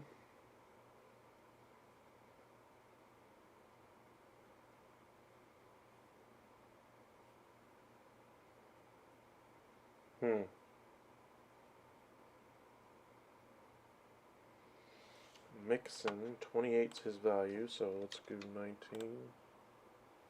or 22, okay. Who have you ended up with so far, Jordan? Looks like you've got Jacobs and Jefferson. Ouch. I like Jefferson. Don't like the Jacobs pickup. We'll see how the rest of it turns out, though, for you. Although I think there was an article that just said he was coming out of his holdout right now. So he should be back for week 1. My question will be, does a hangnail keep him out, later in the season, though? Here's Waddle. 34 is his value, supposedly. How many 30s do I have left? Got a couple.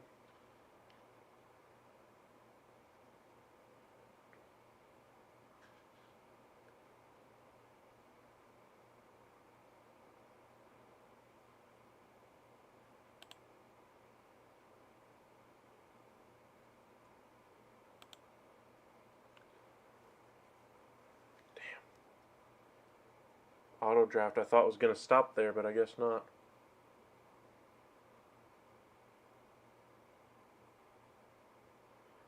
That's a really good pickup for the auto draft. Nick Chubb and Waddle. What's the auto draft ending up with here? Henry, Chubb, Kupp, and Waddle.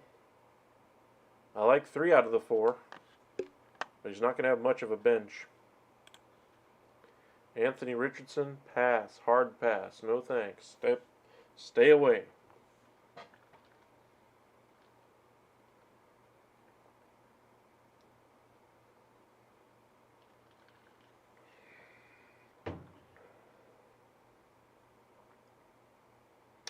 Welcome in, Randy.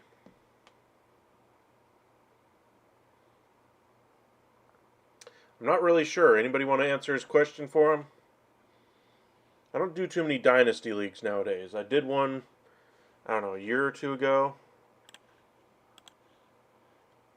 Kept it for, well, I guess I did it probably 4 years ago. We kept playing the same league for 3 straight years, and then too many people moved out of the league, moved away, lost interest in fantasy football, and so the league just kind of dissolved. But it's been a minute since I played in Dynasty. Olave goes for 22. Not great.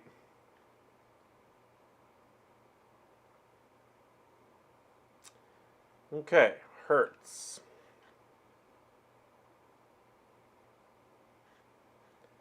$29 is the pre-draft value.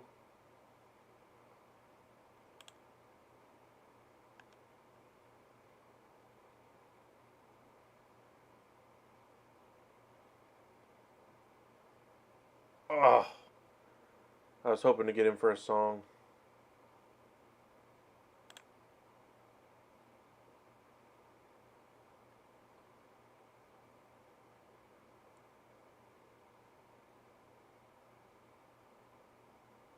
There we go. Got my number one quarterback off the board at $25. A little bit rich, but last time we did a salary cap league on Saturday did not work out well. So we at least got our quarterback solved and our number one receiver. We do need running backs for sure, though.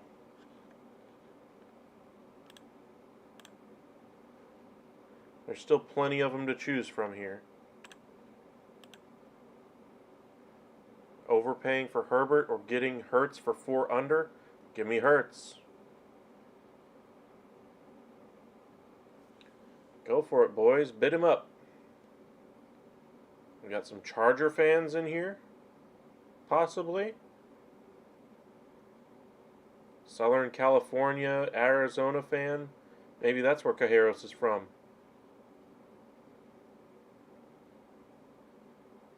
Max at 20 for me with Hurts. I think the max on here was 25, or excuse me, 29 is what it said. I got him for 4 under. I'll take it.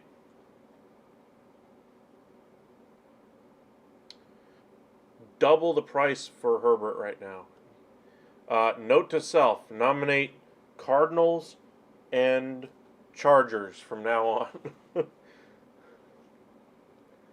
Here's CeeDee Lamb. I'm going to bid the max here of what the auto pick can do. That way we can get him out of the way.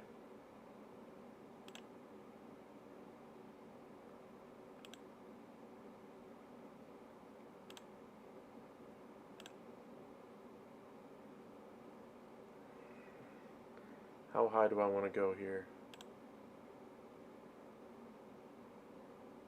There we go. Take over that bidding. I'm glad to step out.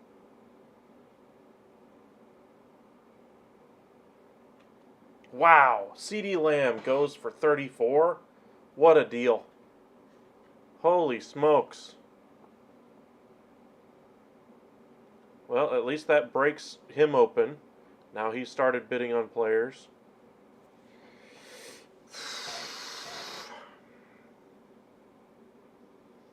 This is probably one of the toughest auction drafts I've been a part of. Everybody's going for below value, which you'd think would be great. But that also means later on in the draft, you're not going to get any of the players that you usually get for the end of your bench.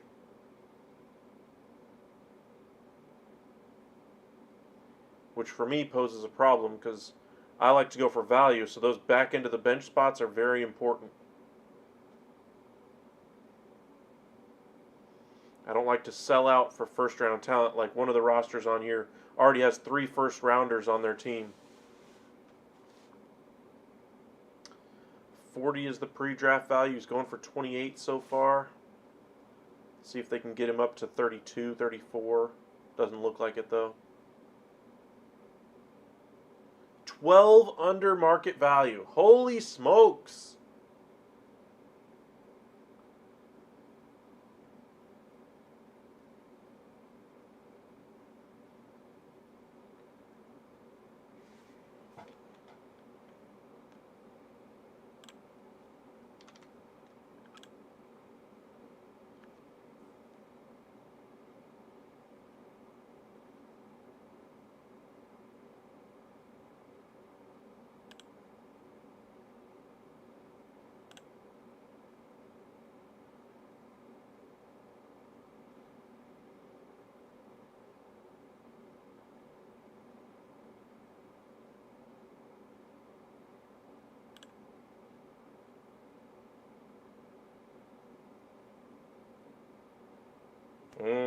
I'll let him go for that. 8 under is still a ridiculously good deal for Brown, though. Wow.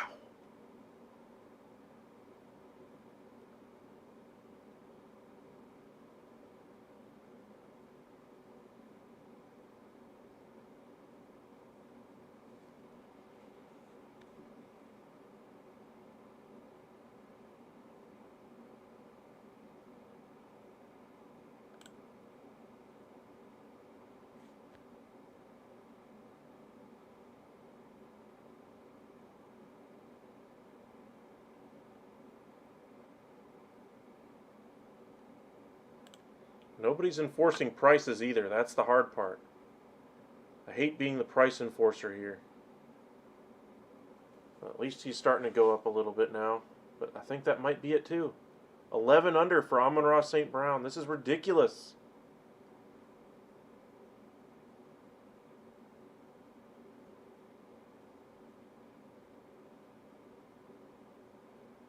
Cajeros got CeeDee Lamb and Brown for 61? Are you kidding me? I've seen drafts where CeeDee Lamb goes for 60.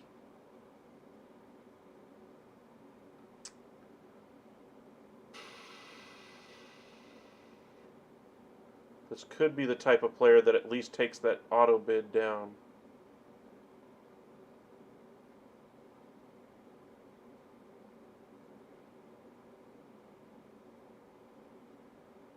This would certainly mix things up if this is where he lands. Okay, here we go. Draft strategy is about to change for everybody. Pay attention.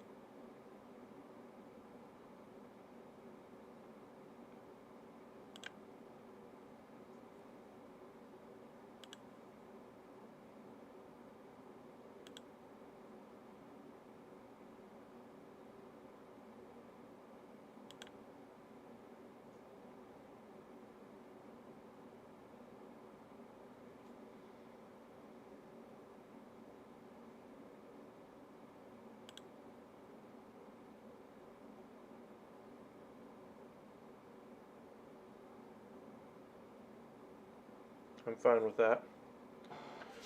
As I said, I want Gibbs in every draft.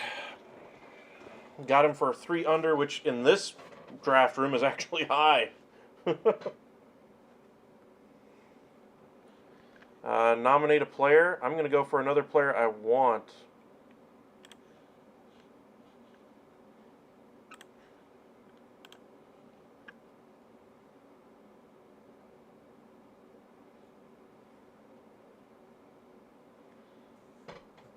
I'm not going to bid until after 10 seconds, though.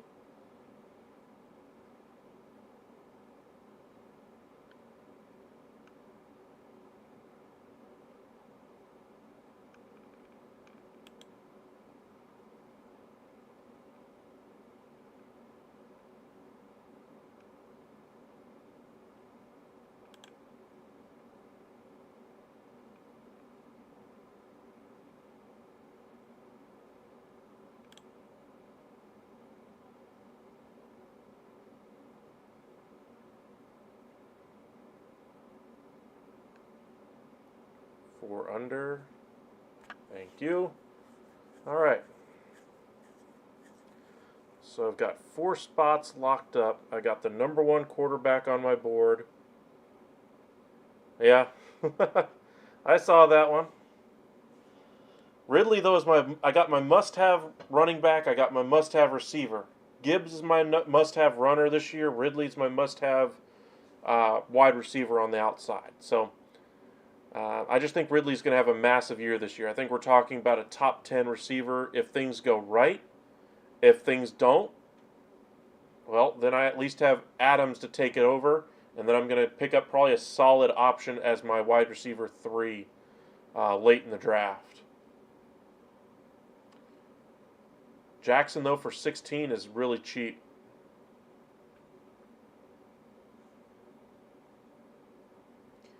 $20 here. I'll take that. Looks like quarterbacks are starting to go for a little more money.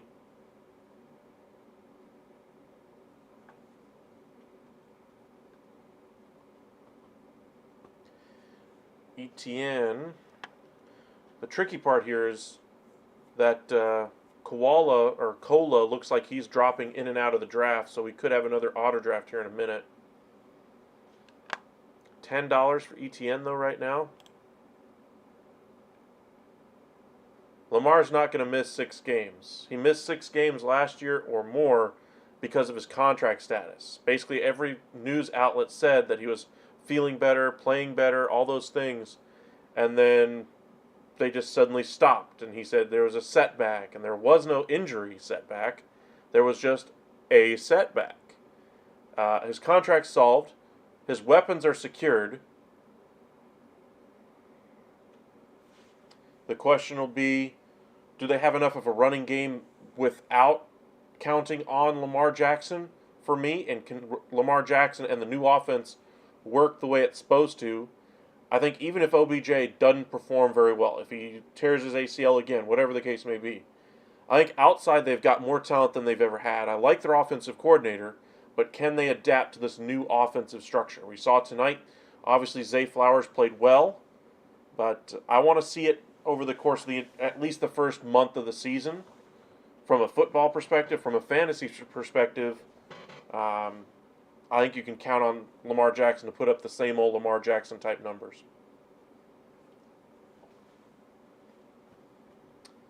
Going for DK, are you?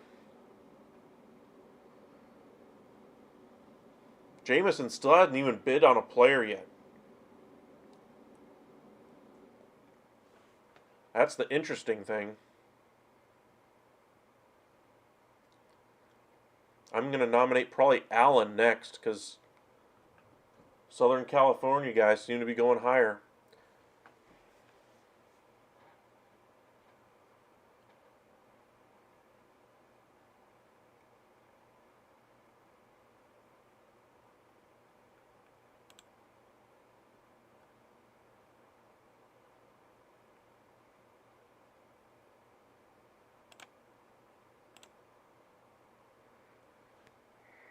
It's a little bit of an overpay for Madison, but I'd take it. Is it worth 13? Probably. How many running backs are left anyway that have that level of production? Probably should have bid 13. It would have been worth it. Oh well.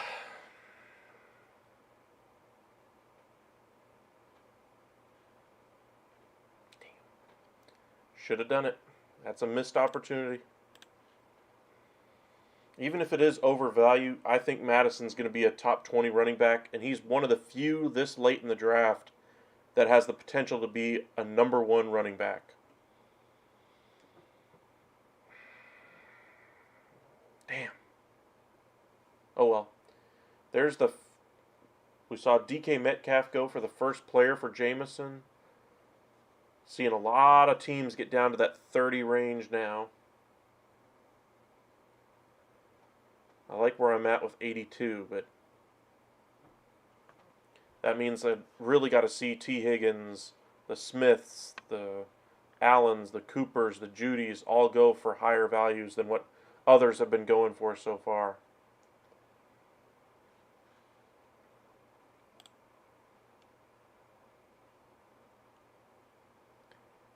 I don't want him. Please take him. Thank you. I'm not bidding again after that.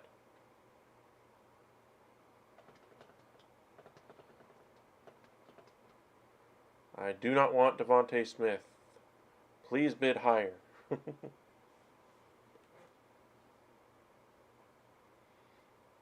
31 pre-draft value, getting him for 19, that'd be a good deal for you. There you go.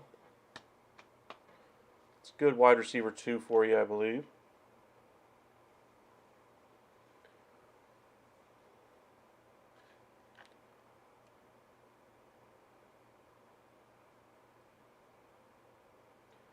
There goes T. Higgins. Really? Well, 220 points last year, and they're projecting a little bit of an increase this year. Coming into the draft last year, I would have said he was borderline top 10. This year, I think he's solidly in that wide receiver 2 range.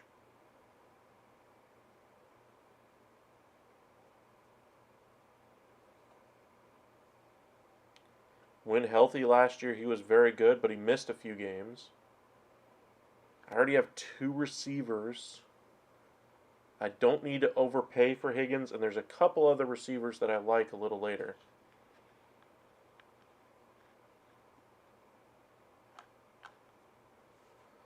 $21. That's still pretty cheap for T. Higgins. I remember I got him for $24 on Saturday night and thought that was a great deal. He might go for less right now.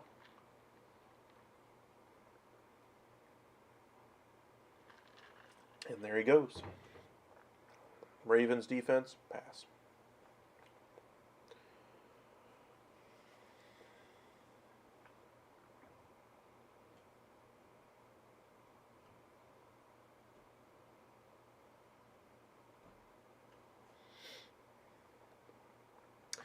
Let's see who we can nominate. Looks like Allen probably be one of them.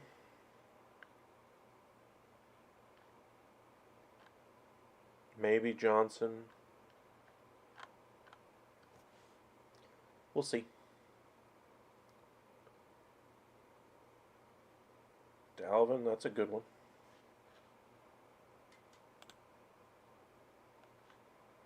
Alright, so I already set the market now at the top of the market for him. So somebody's going to have to overpay to outbid me. I like that spot.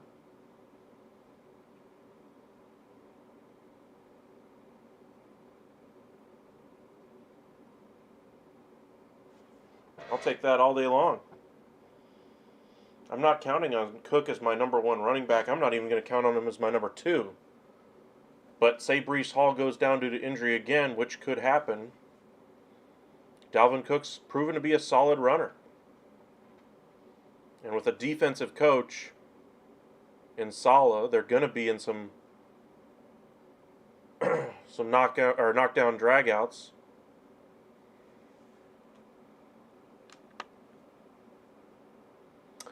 Didn't even realize I was nominating. But hey, here we go.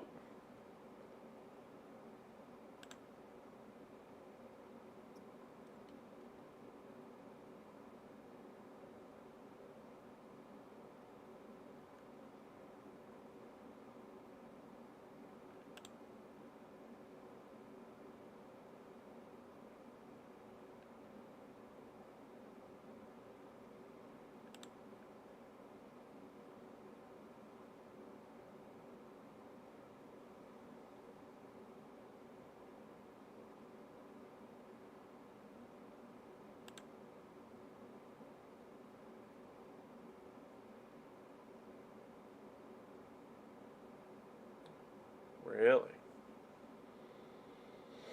Is it worth it?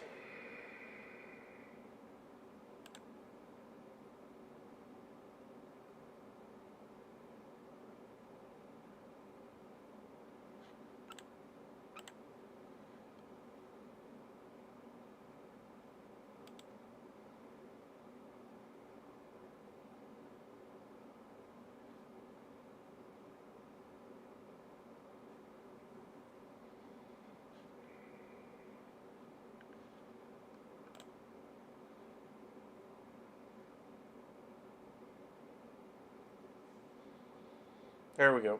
I'm past my max. I'm good.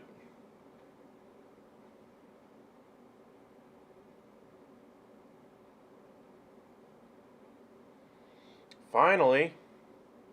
But not on the player I wanted him to. Of course, I didn't pay attention because it was my turn to nominate there. And now he actually, remember he had 185 up until, I don't know, 5 or 6 players ago. Now he's underneath my total max bid. So let's see what he earned for his money being patient. He got ETN, Madison, Lamb, Brown, and Jones. Pretty damn good.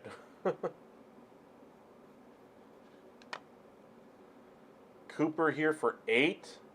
He played well last year, and he's going to put up better numbers this year. In your other leagues, wide receiver Brown, Godwin, Evans, and Adams. Brown and Adams absolutely great. Evans and Godwin, they're going to have to rely on the Bucs being behind in a lot of games for them to put up some points.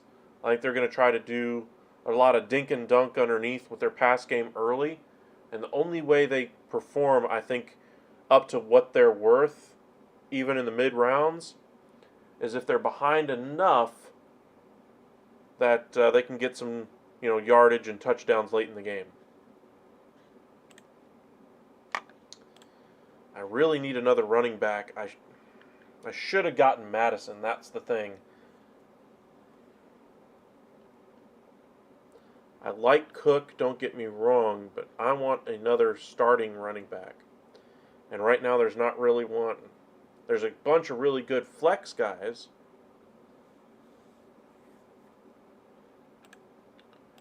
Let's see where we're at positionally.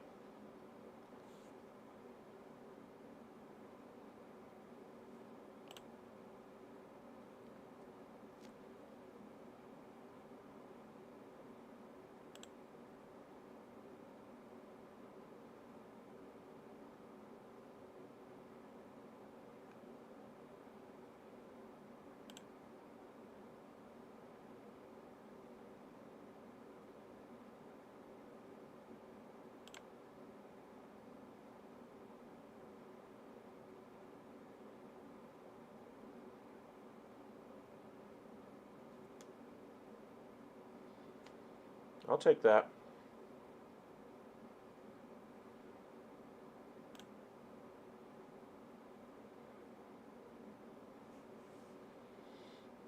All right, let's see if the Southern California teams do it again.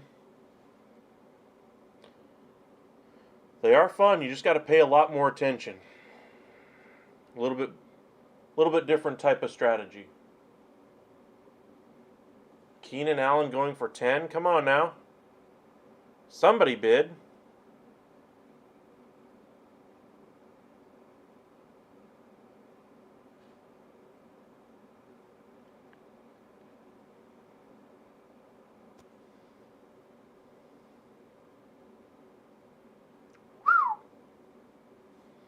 I think Cajeros is going to be a very good team. Just putting that out there. Highest paid player, I think that goes to Jordan. He took Justin Jefferson. 63, I think you paid for him.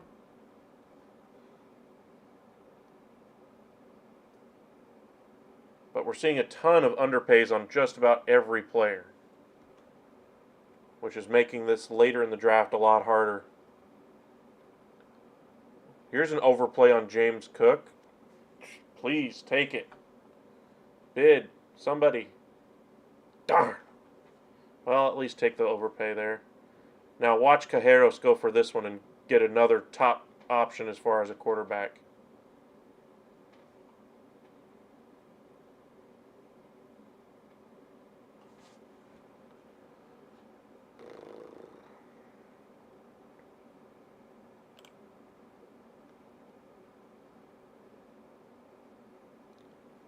Come on.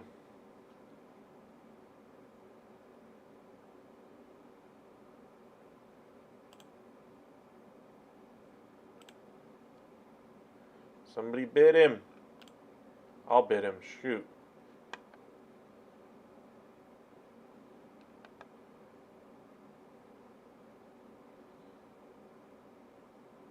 I already have Hurts, but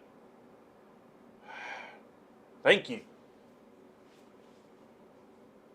At least make him pay for what he's got left. He's gotten enough deals. He needs to overpay on something.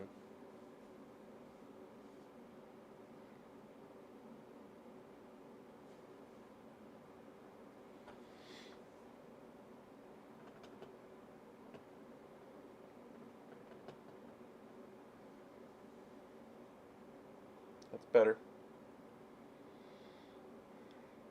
Finally, we're getting back to some normalcy. Overpaying for players that you need. Makes sense.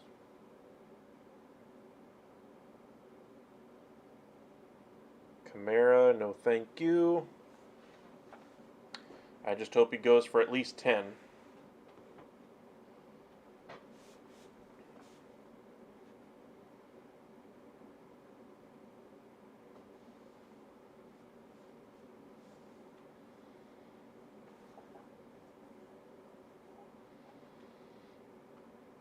And he goes for, what, 6 here?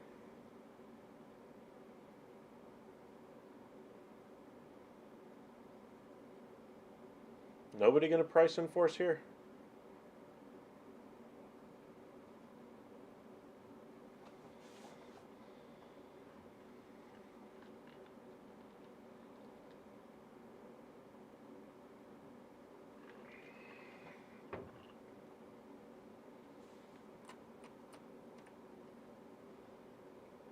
Yeah, he's suspended for 3.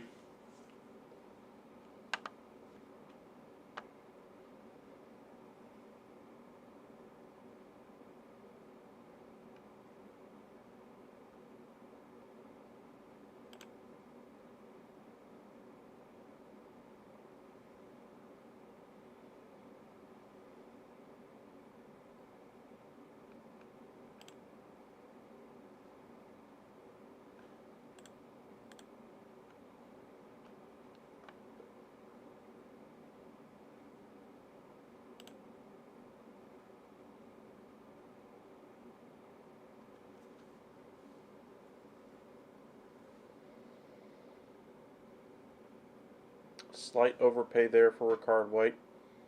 Ricard White, I should say. That at least gives me a solid running back committee there. Gibbs, Cook, and White.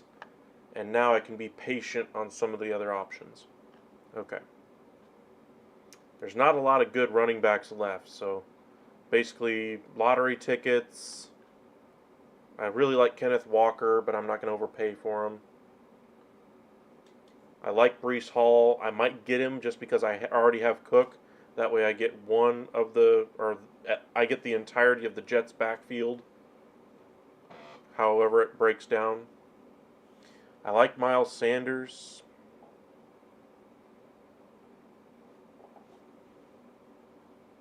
I don't think he's going to have as big of a year as he did last year, but I think he's going to produce really well.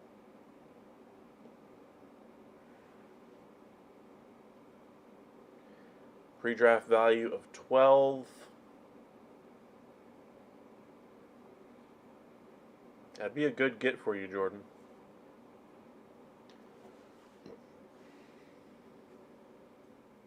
I think Cajeros is just trying to round out his roster now.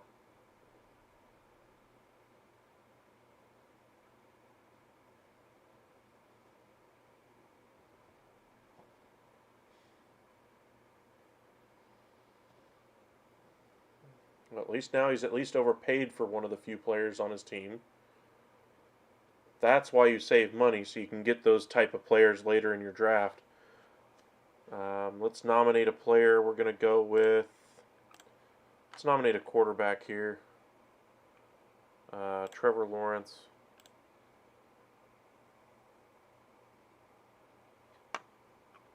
Just to flush out the last of the quarterback money. Looking at Cajero's team, just look at this roster. On his bench, he's got Allen, Cooper, and Sanders. Those are starters in snake drafts. Whew. Only thing he doesn't have is a tight end.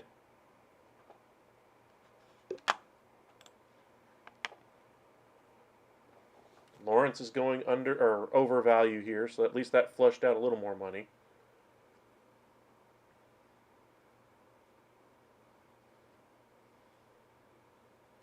I really like Hopkins at the top of the board here, but I already have 3 good receivers. I'd like to have 4. There's enough money left on my team that I can do that.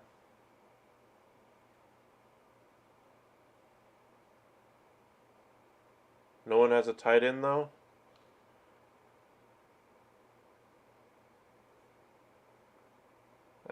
I don't always carry a backup quarterback or a backup tight end, so, you know. McLaurin going for full market value, pass. I like him, but not at that price, and I'd rather have Dotson based on their average draft position.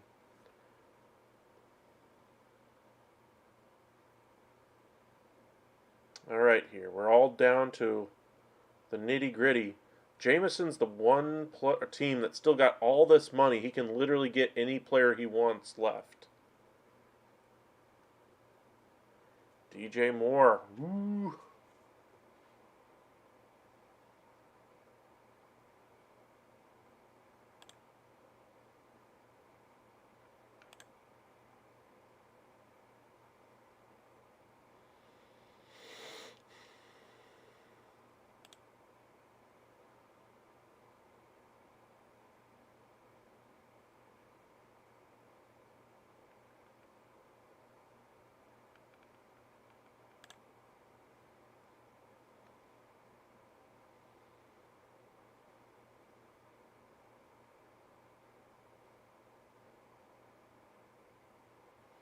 Let him bite down on that one. I like DJ Moore, but if this gets him out of bidding on everything, I'm happy with it. He's been the only one driving up on players I want.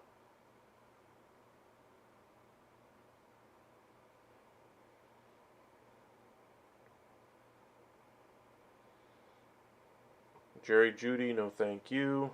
Too many drops as far as I'm concerned. Still probably the best receiver Denver has, and I'm sure they're going to get the ball into him more with Sean Payton in charge there now.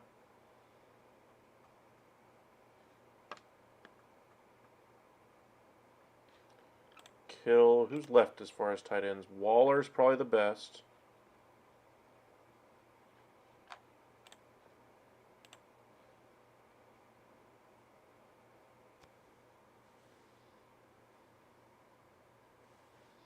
You could drop it on him if Cajeros goes to 7. That way it eliminates him as a bidder. But Cola's going to outbid. Damn. Paid 23 for Mahomes, yeah. Both teams will do decent. Well, good. Here's Hopkins. Pre-draft value of 17. Bye week is week 7.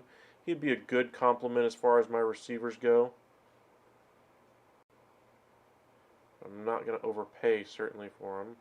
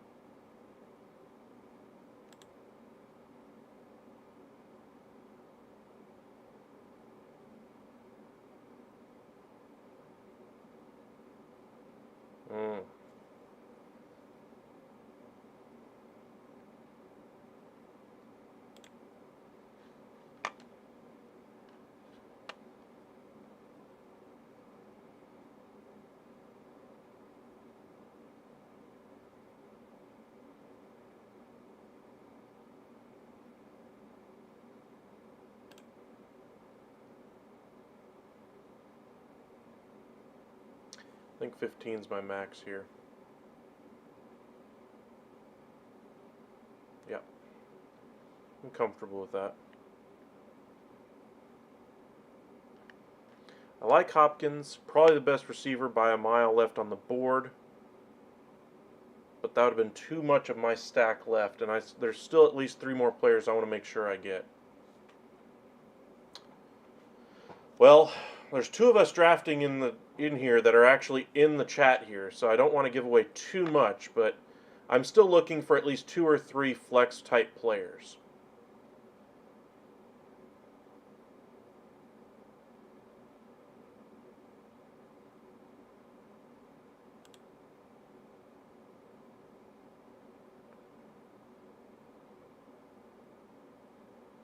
Dang, this was one of them I really wanted to.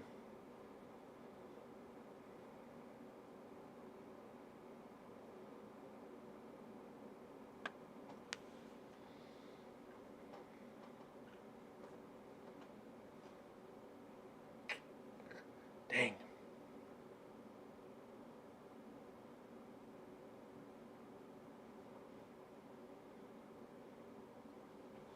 Yeah.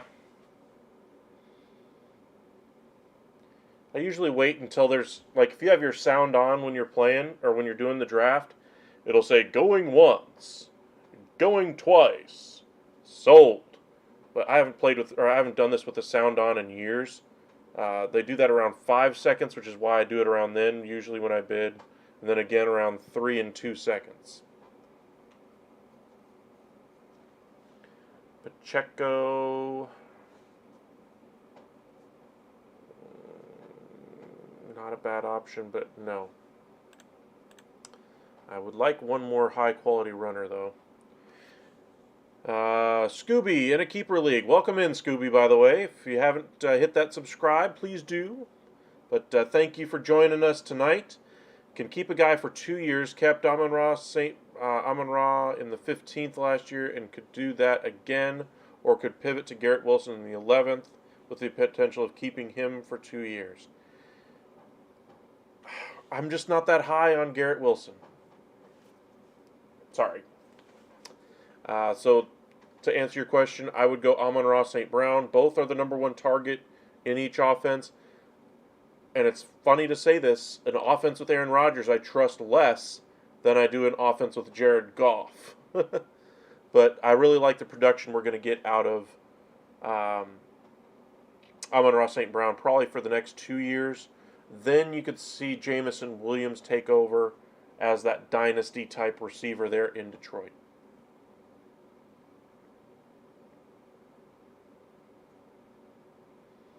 $7 for Godwin, that's a good deal. I still don't like him. I think he's going to be a bye-week fill-in at best, but I'd take him for that price. Pitts, that's good. Starting to see some tight ends come off the board. Running backs are few and far between at this point, though. Oh, I got to nominate a player A. Let's do Akers, shall we?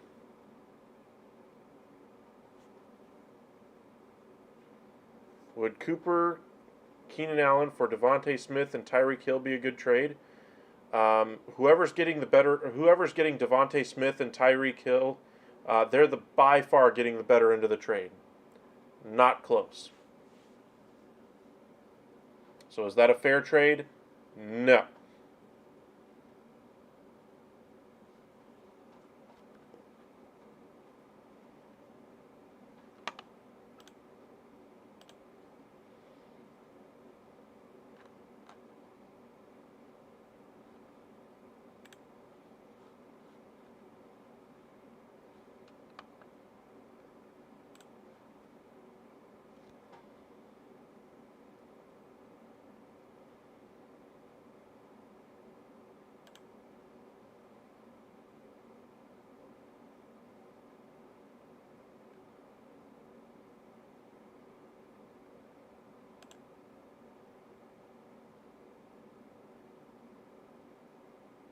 If you're the one giving up Smith and Hill, yeah, decline that.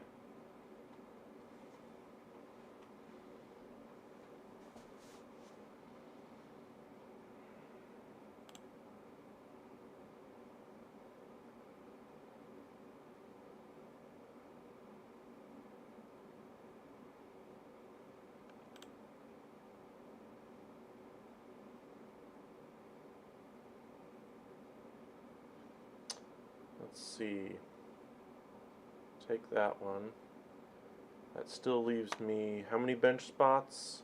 I got 4 good runners. That's much better. I'd like Darren Waller, but I think he's going to go for a lot.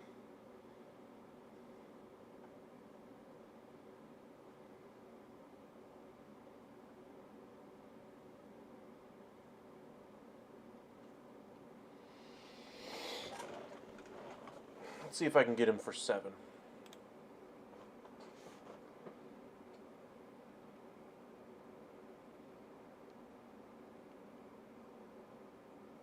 Yeah, I'm okay without it. I ain't overpaying for a tight end right now at this point in the draft anyway. Some other tight ends I like late. Johnson, the best of the receivers left, and I do need a receiver. Let's see what he goes for.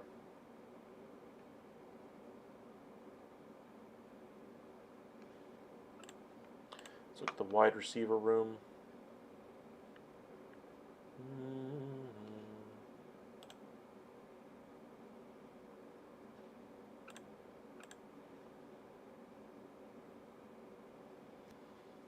No, thank you.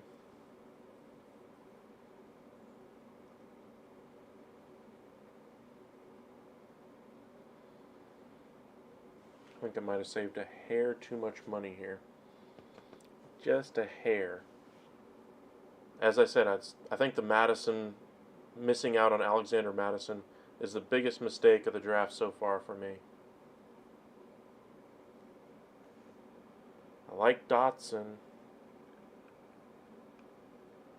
For 4, I'll take him.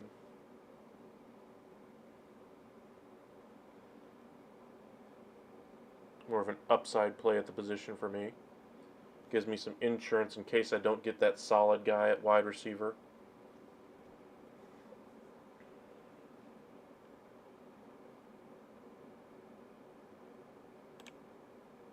That way the auto draft doesn't get the $6 bid.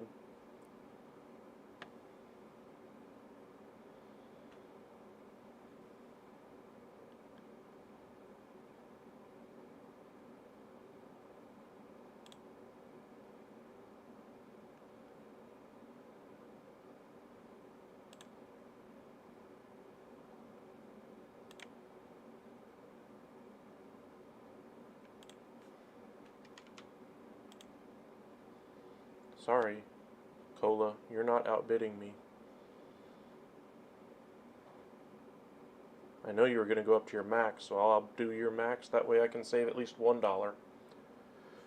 Alright, so my running back room is set. I've got, 5 good runners now? And there's still some good runners left. I've got 4 wide receivers. I'm good there.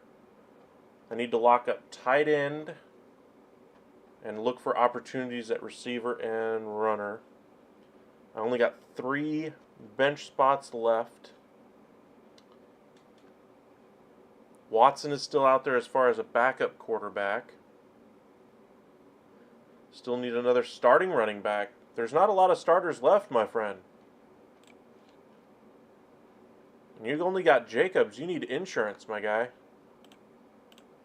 Just looking at runners, I mean, Swift you have to get at this point. Dillon is almost a must-have. Montgomery's almost a must-have. And I'd definitely get Jamal Williams if I were you.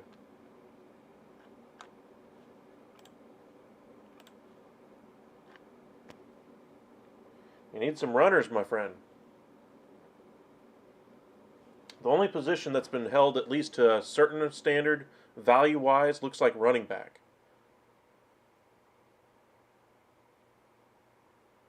Need a starting quarterback? Yeah. There goes the auto draft finally being consumed. Seattle. Bye. No thank you, Gino.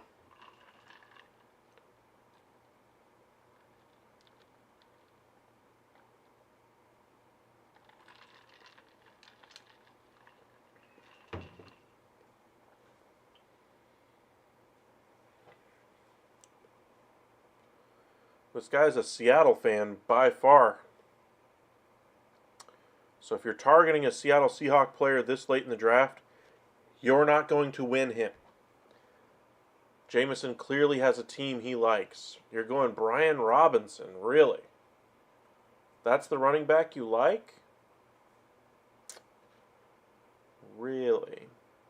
Pre-draft value of 3.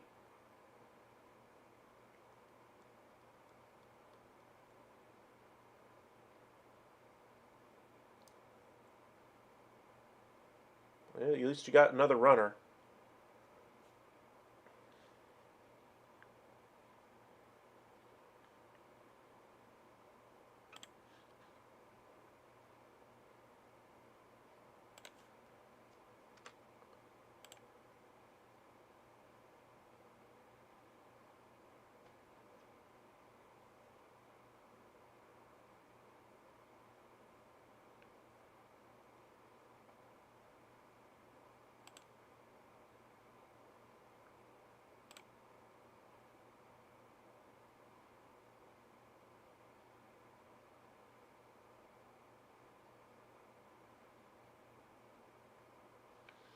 There we go.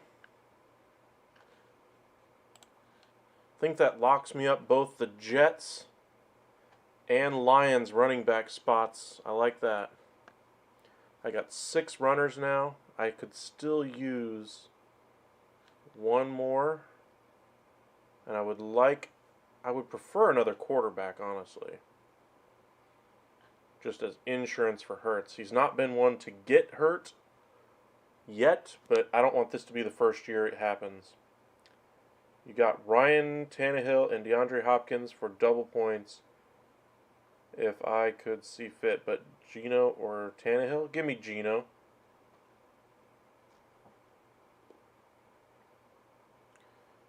There we go. Got a couple people down to $1 now. Here we go. Goddard as a tight end. Ooh. I know who I like at tight end already, though.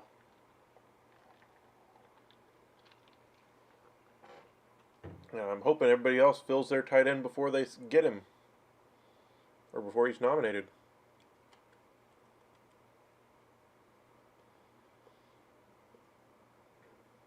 Cajeros is down to 2. I like that. We're going to get some deals here. Caveman, Cola, and Balls are all the ones that have money left besides Smith and me. And Jameson's just being too patient. He's not going to be a factor in the league this year. Your tight ends are stacked. Good.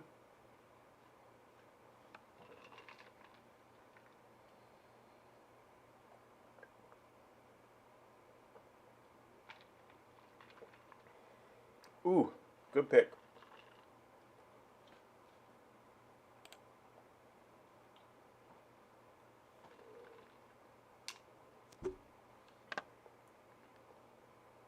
Gimme Zay. Gimme, gimme, gimme, gimme, gimme.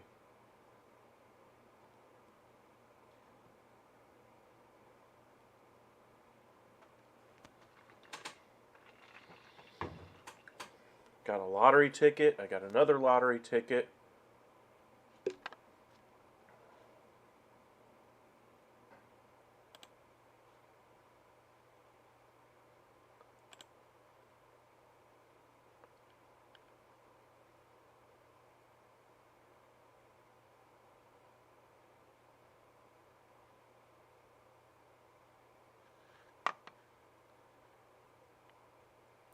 Damn.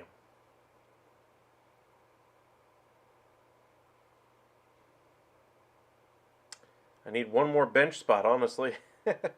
I want Christian Kirk as well. I don't think I'll get him even if I was still in there. But I would like to chance at him. I like my draft. Counting a lot on my top end receivers here. But I got plenty of running back depth. That's the good part. And now I've got my quarterback position sewn up.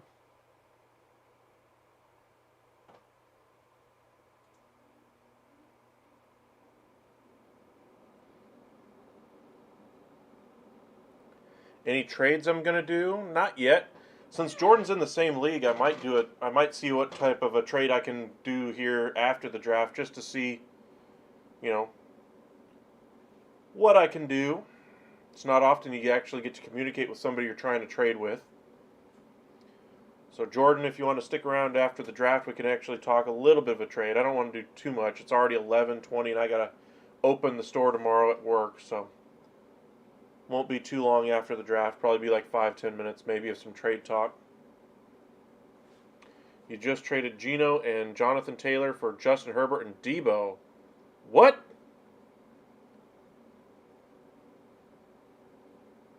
No kidding. Who's... Wow. You're in some messed up leagues, my friend.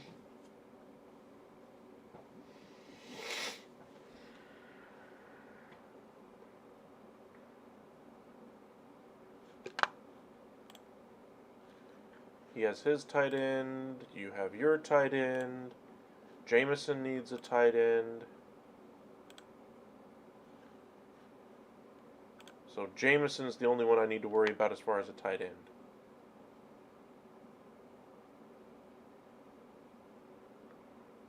There you go. Swift you have to get, my friend. Don't let anybody else outbid you. Swift is the best runner left on the board.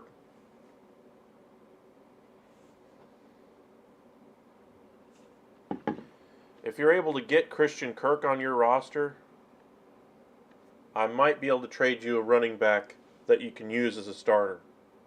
A David Montgomery, possibly. Probably wouldn't do Javonte. I wouldn't do White. I wouldn't do Hall.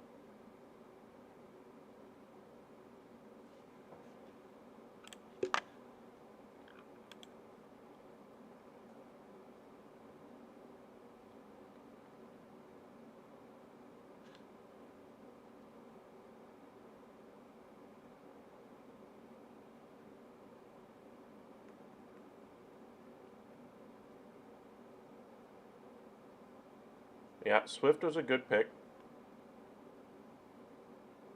You're going to make me pay for Schultz?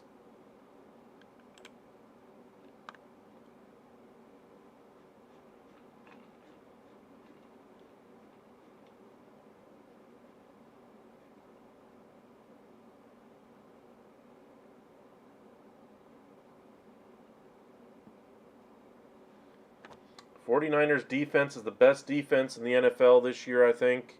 And they're still there. I still have a couple of dollars left. I could actually outbid somebody for a defense for once. Sutton's a good receiver, good floor, and he's going to have a good year with Sean Payton there. How many holes you got left? I'd bid for him if I were you, Smith. Sutton's not necessarily flashy, but he gives you a high floor.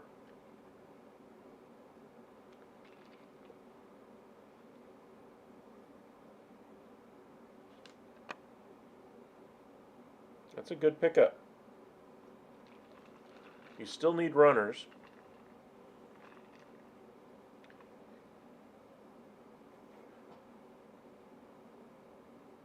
Because nobody else has money.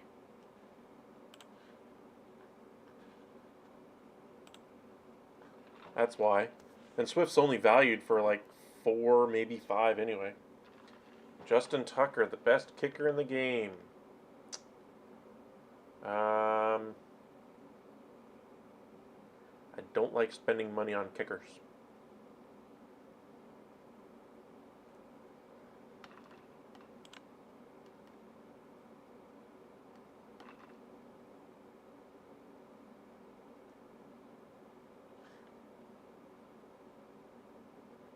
Holy crap.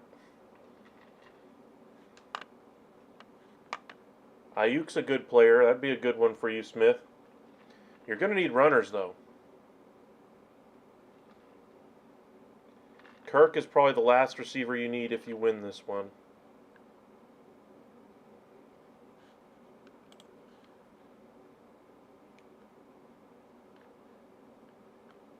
Because you've already got 5 receivers, so this will make 6.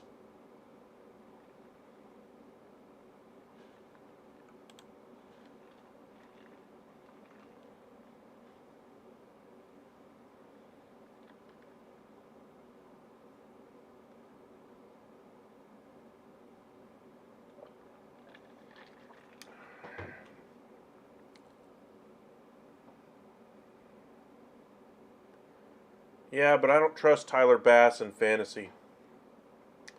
I don't trust usually northern kickers, outdoor northern kickers in fantasy, and I don't trust marine air type of kickers either.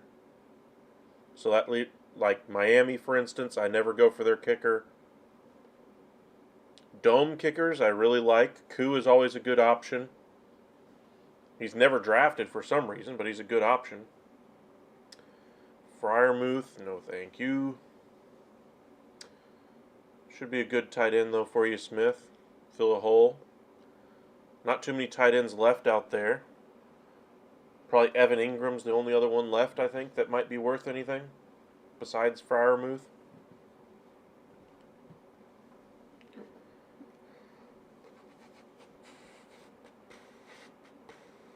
There's 2 defenses I'm looking at that are left on the board.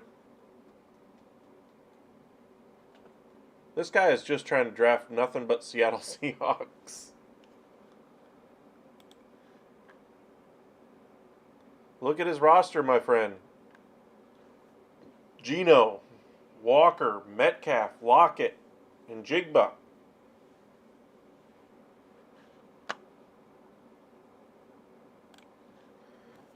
Pretty much nominate a Seattle player and get him off the board.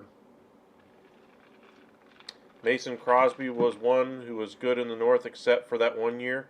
True, but half of his games were also in domes because he played in Minnesota for once every year. He played in the South for most of the other games in his division. Well, I say that in the South. Detroit and Chicago are not in the South, they're in the North. But my point's the same. He's a really good kicker that overcame the North, but I still think there was enough games that he was able to get by with being in the North. And he knew how to kick in Lambeau. Not a lot of kickers could figure out the wins there at Lambeau. Bid, Smith, bid. Kirk goes for 2. No!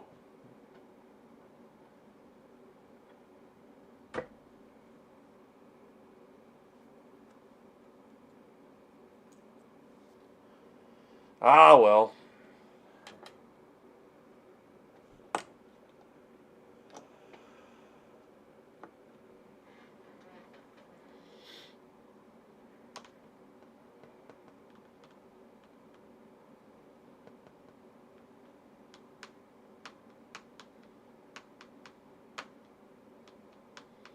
You want Aaron Rodgers, eh? He's got a chance to be a top 10 quarterback. I think his days of being top 5 are done, but top 10, sure. He has an outside chance of it. There'll be weeks where he's a top 10 quarterback. There'll be weeks when he's, outside the top 15.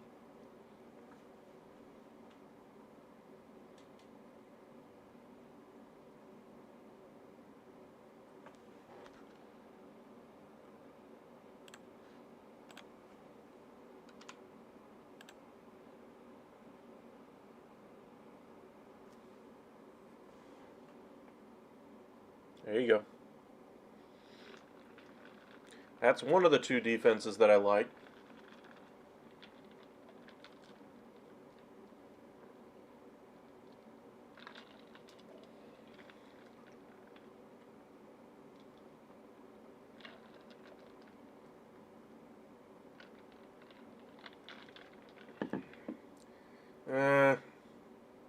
I'm not sure Daniel Jones made improvements last year. He just didn't turn over the ball. And year one of a new coach, a really good offensive-minded coach who honestly deserved a better uh, opportunity before this, took over a bad offensive team and made them look at least competent. He really has a really great special player at running back that was able to stay healthy finally. Um,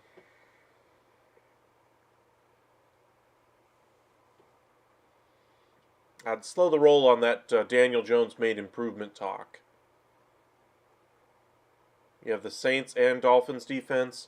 The defense I want week one, the Jacksonville Jaguars. Give me some Jacksonville. That's who I want. Herbert for 12. Holy smokes, we got some Bears fans in here.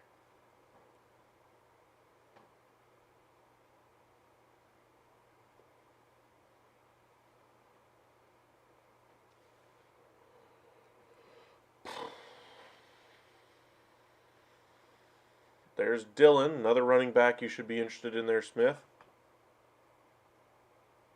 Jones goes down, he's going to be worth probably borderline RB1. I think pretty solid RB2 if Jones goes down.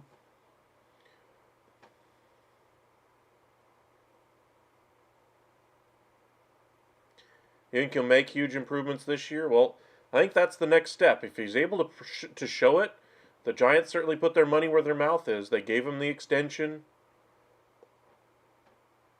I just think he's, I don't know, doomed to that 18 to 22 range as best quarterback in the NFL.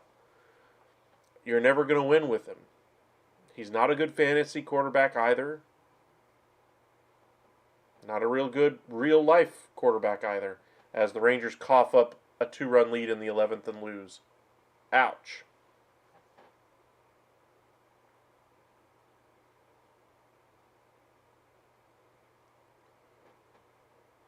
Rangers are now on a 5-game losing streak.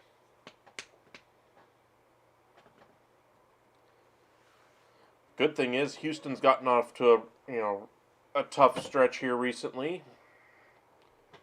Got the win today, but Seattle's the hard charging team.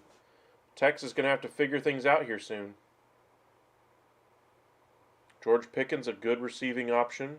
Still would rather have had Christian Kirk, who started for me probably 10 games last year in my starting lineup as my number 4 receiver. He was that productive.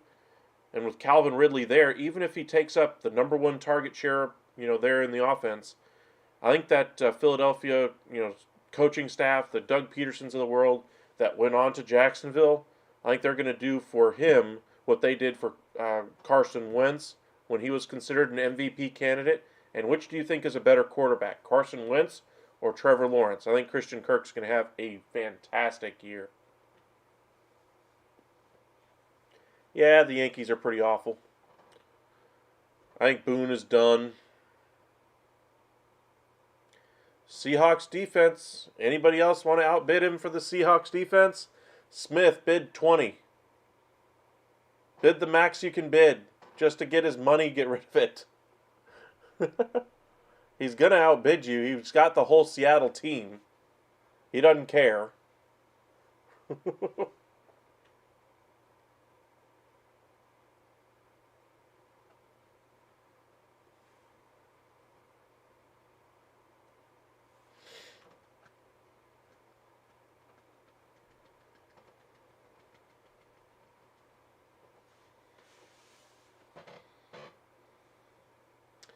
Come on, Cola. Pick somebody.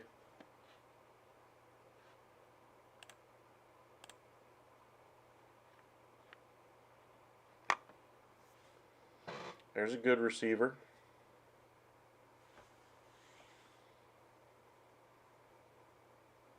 .145 and only played in, 10, 12 games last year? Almost 14 points a game?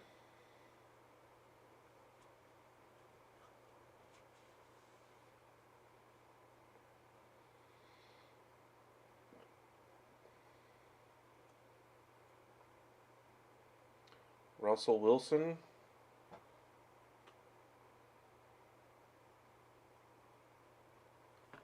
20 to Koo? No. Oh, that's who you want? Then yes, 20 for Koo.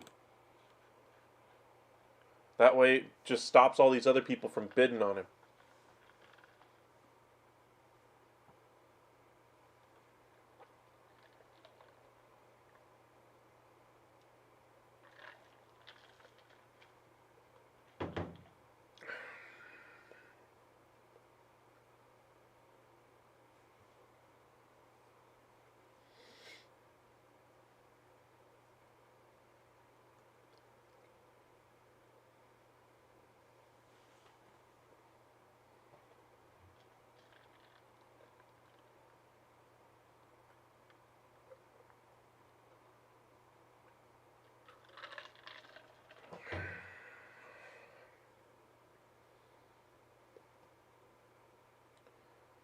I hope he has a bounce back year too, but I don't think it's going to be that good.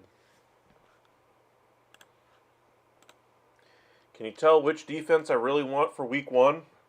Give me Jacksonville.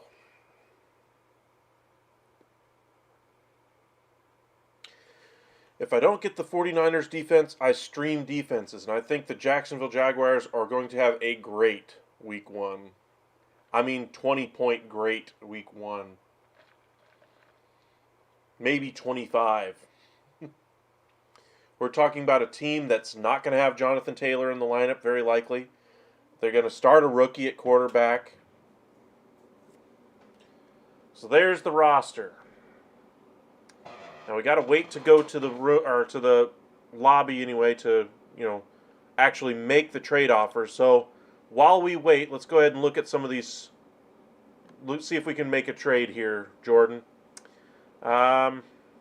Okay, so you got Jefferson. I like him.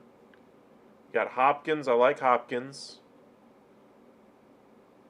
You need running backs more than anything else. You have 6 of them. But you got more quantity over quality, I should say. Of your receivers, you'd have to give up one of them that I would be interested in order to upgrade at your running back spot, I suppose.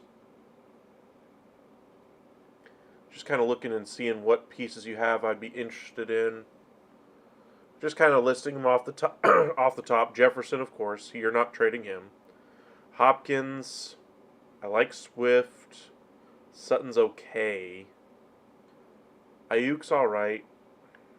And then Pickens. Looking at my roster,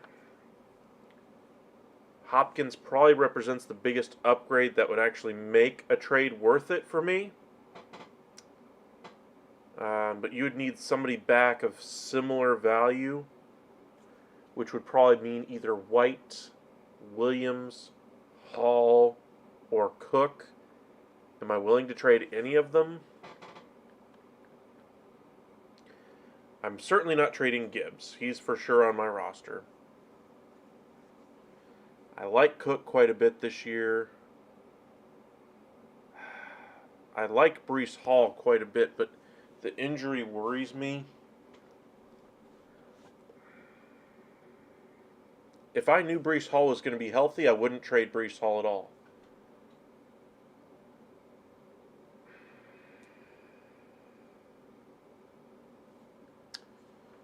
And I don't think you would do Montgomery for Hopkins. As much as I would like that, that's not a fair trade. At least I don't think. If you would do that trade, hey, let me know. But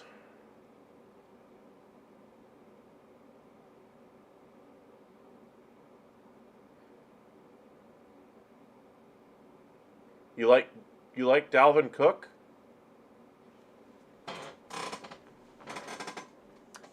Dalvin Cook was a player you like. Let me look at my team real quick and just see if I traded Dalvin.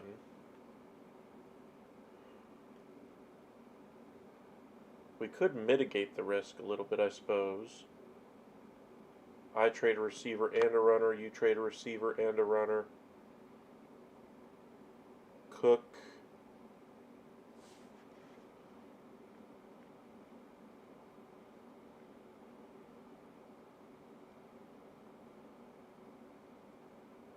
would be the runner.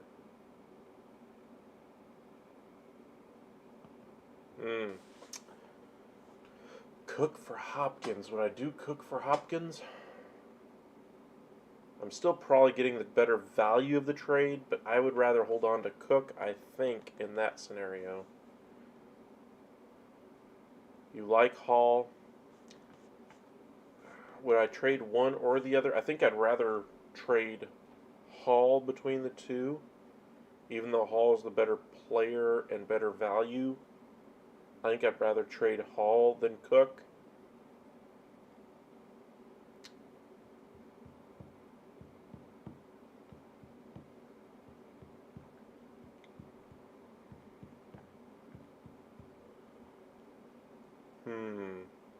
I know I got the number one Detroit running back.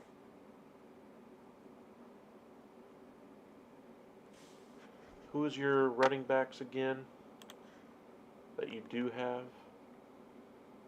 Jacobs, Robinson. I like Swift. Swift could be the running back coming back to me if we did a Hopkins and Swift stack. You would get probably Cook or Hall and one of the receivers.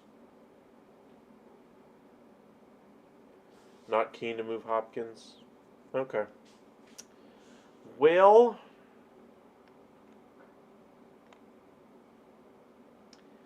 I know you're not going to move Justin Jefferson. That'd be a much bigger trade.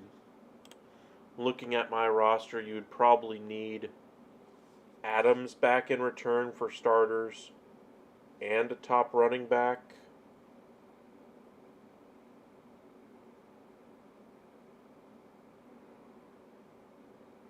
You like Cook and Hall. Jefferson, Swift for Adams and Hall. I don't think you want to move Jefferson, though, and I'm not sure that's a fair trade either for either one of us. Just trying to think of out-of-the-box trades now. Because Hopkins would have been the receiver I like. I like Sutton, but I like my roster better than having Sutton come to me, unless you're wanting, I don't know, David Montgomery, but then I lose the advantage of having the Detroit offense or the Detroit running back locked down. That's kind of the downside there. Ayuk's a very good piece. I think he's going to have a great year. But he's not going to start on your team. I don't think he'd ever start on your team.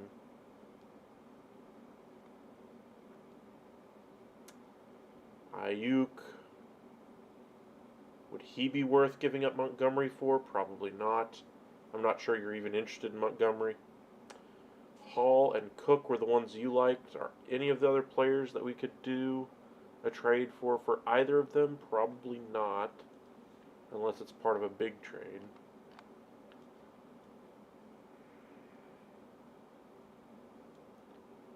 I don't know. That doesn't make too much sense either, though.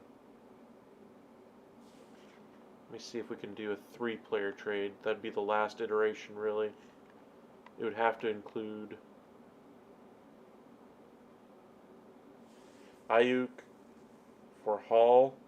Well, I'd have to drop a player to me to take on 2 players. So it'd really be Hall plus whatever my last roster spot is for Ayuk. And I have no interest in Herbert. No. Let me think here. What would be the biggest trade we could do? 3 players for each side. Jefferson, Adams would be the starting point. Hall would have to be included on my side as well. That at least gets us closer. You'd still need one other good piece, though. If we did that, you would probably need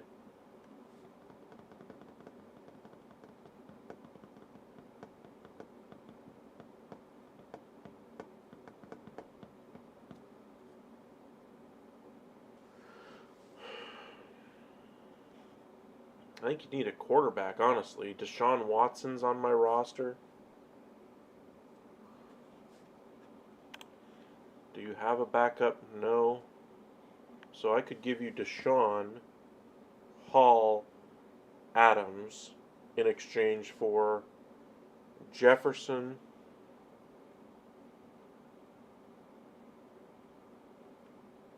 Swift, and Ayuk. Does that even make sense for both sides? You'd be giving up Jefferson and Ayuk. Adams would take the spot of Jefferson in your lineup. Hall would be one of your starting running backs. And Watson would be your starting quarterback.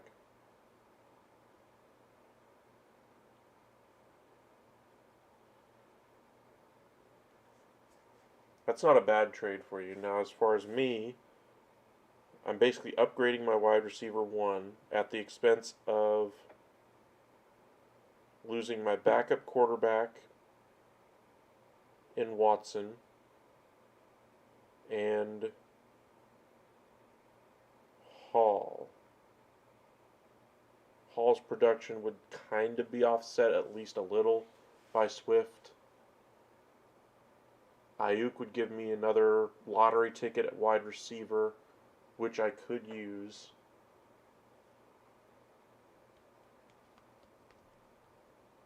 I don't know. You even tell me if that makes any sense to you.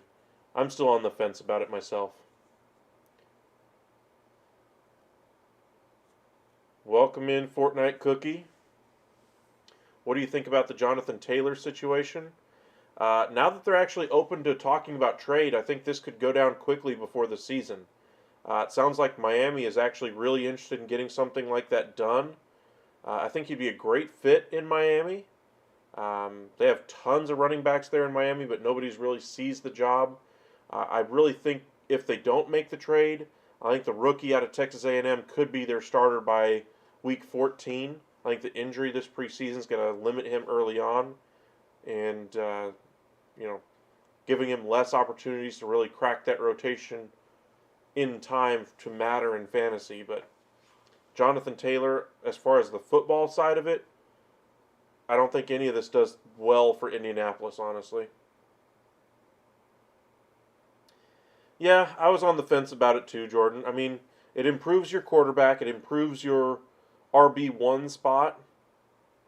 The question is it worth downgrading from Jefferson to Adams? Jefferson's my number 1 receiver, Adams is my number 4 receiver. How many points is that worth per week? I don't know, probably 2, maybe.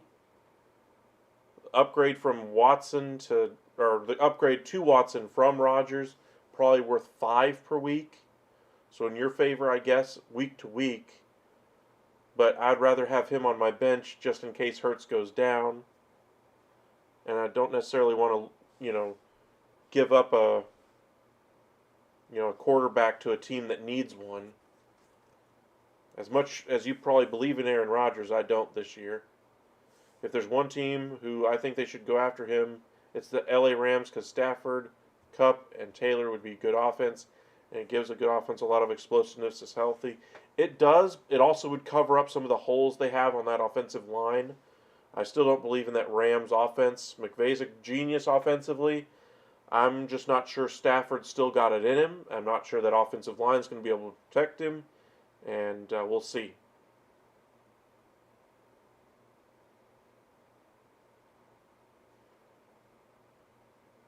You just value Jay Jettas a lot more than Adams? Fair enough. I mean, for me, Jefferson's probably worth, 22, 21 points per game as the number 1 receiver. Well, probably more than that. Probably 23. Adams is probably worth 18 to 20. Maybe 19. So I get it. 4 points difference there. I just still think Rodgers versus Watson gives you, 5 points per week more. And do I want to give up Hall to be your number 1 runner? and I'm getting back Swift. Swift probably wouldn't start for me. Probably would fall in at my, let's say Hall is gone. I'd still have Cook, who I'd start over him. I'd still have Williams and White, who I'd start over Swift. I don't think it really works either way, honestly.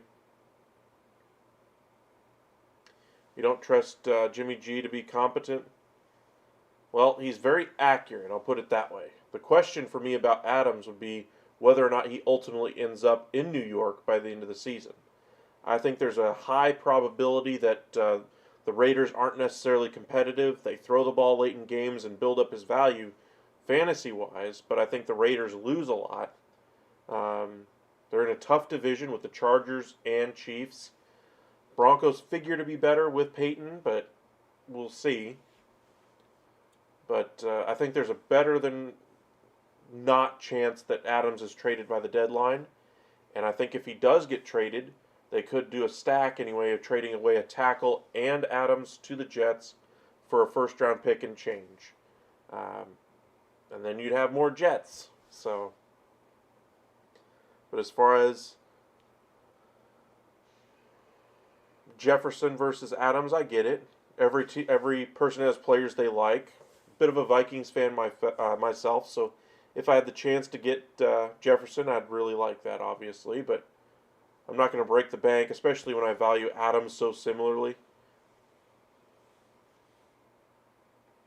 Plus, we've yet to see an injury really for either one of the two. So both are going to put up numbers. Yeah, it was fun. Appreciate you for joining us, Jordan. And take care. Adams to the Chiefs would be scary for the NFL. I agree. Looks like this draft is just about to finish off. Yep, looks like he's still drafting all of the Seattle Seahawks.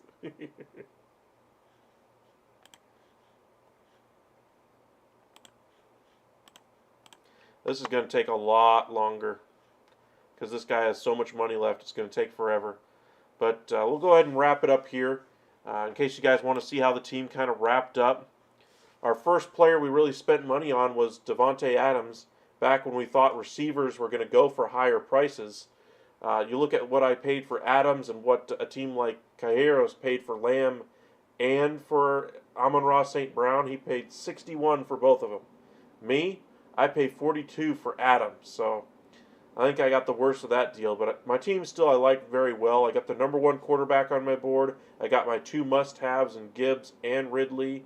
My running back room is pretty solid. I would have liked to have Alexander Madison. I lost him. I probably should have bid a little bit more on him. And then as far as my receiver room, I got three really nice receivers. Adams, going to be to my number one. Very comfortable with that. I really like Ridley as my number two. And I got a very high-end flex option in Samuel there as well. Best kicker in fantasy. And I love Jacksonville's defense for week one. My bench, I really like Ricard White, but I can't trust him until I see it. I want to see how he performs this season because he didn't show me enough last season. But he's going to get the starting job there in Tampa. He's going to get all of the opportunity there that he can handle. He should have a good year. But just a programming note for those of you who joined us today, we are going to be doing the Toronto Blue Jays and the Baltimore Orioles live for you guys tomorrow. We're going to be doing the Rangers and Diamondbacks tomorrow at 8:40. If the first game ends fast enough, hopefully the Rangers can end their now 5-game losing streak in Arizona. And then on Wednesday, we're going to have a bunch of videos coming out for you guys that day. We're going to do another game for Toronto and Baltimore. And then we're going to get right back to fantasy football on Wednesday. We're going to start around 9 o'clock after that Blue Jays and Orioles game ends. Make sure you hit that like button and subscribe. If you're curious how I got players rated this year, I got a quarterback ranking video out, running back rankings are out, wide receiver rankings are out. I got a draft strategy video out there as well, and putting out some short content videos for you guys as well. Thank you guys for sticking around with us. It's been 3 hours of this live. We did a short live recapping the baseball, how things have been going for the past week anyway there. And we're getting close to preseason action for the NBA and the NHL here pretty shortly as well. So we're going to see a lot of all four sports in action here in the next 3-4 weeks or so. But should be a fun time of year. Make sure you hit that like button if you haven't already on this video. Hit that subscribe button if you're new here as well. Really appreciate those of you who have joined us over the last couple of days. Noticed our subscriber count ticking up a little bit with the more fantasy content that we're putting out, so we'll try to get more consistent with that as well. And if you have any questions, comments, whatever, post it to our video, and we'll try to get back to you when we do our live the next time as well. But thank you guys again. We'll be live again tomorrow, 6 p.m. Toronto versus Baltimore, Texas and Arizona at 8:40. And then Wednesday we'll do another live drafts around 9 o'clock in the evening. So thank you again. We'll see you guys tomorrow night.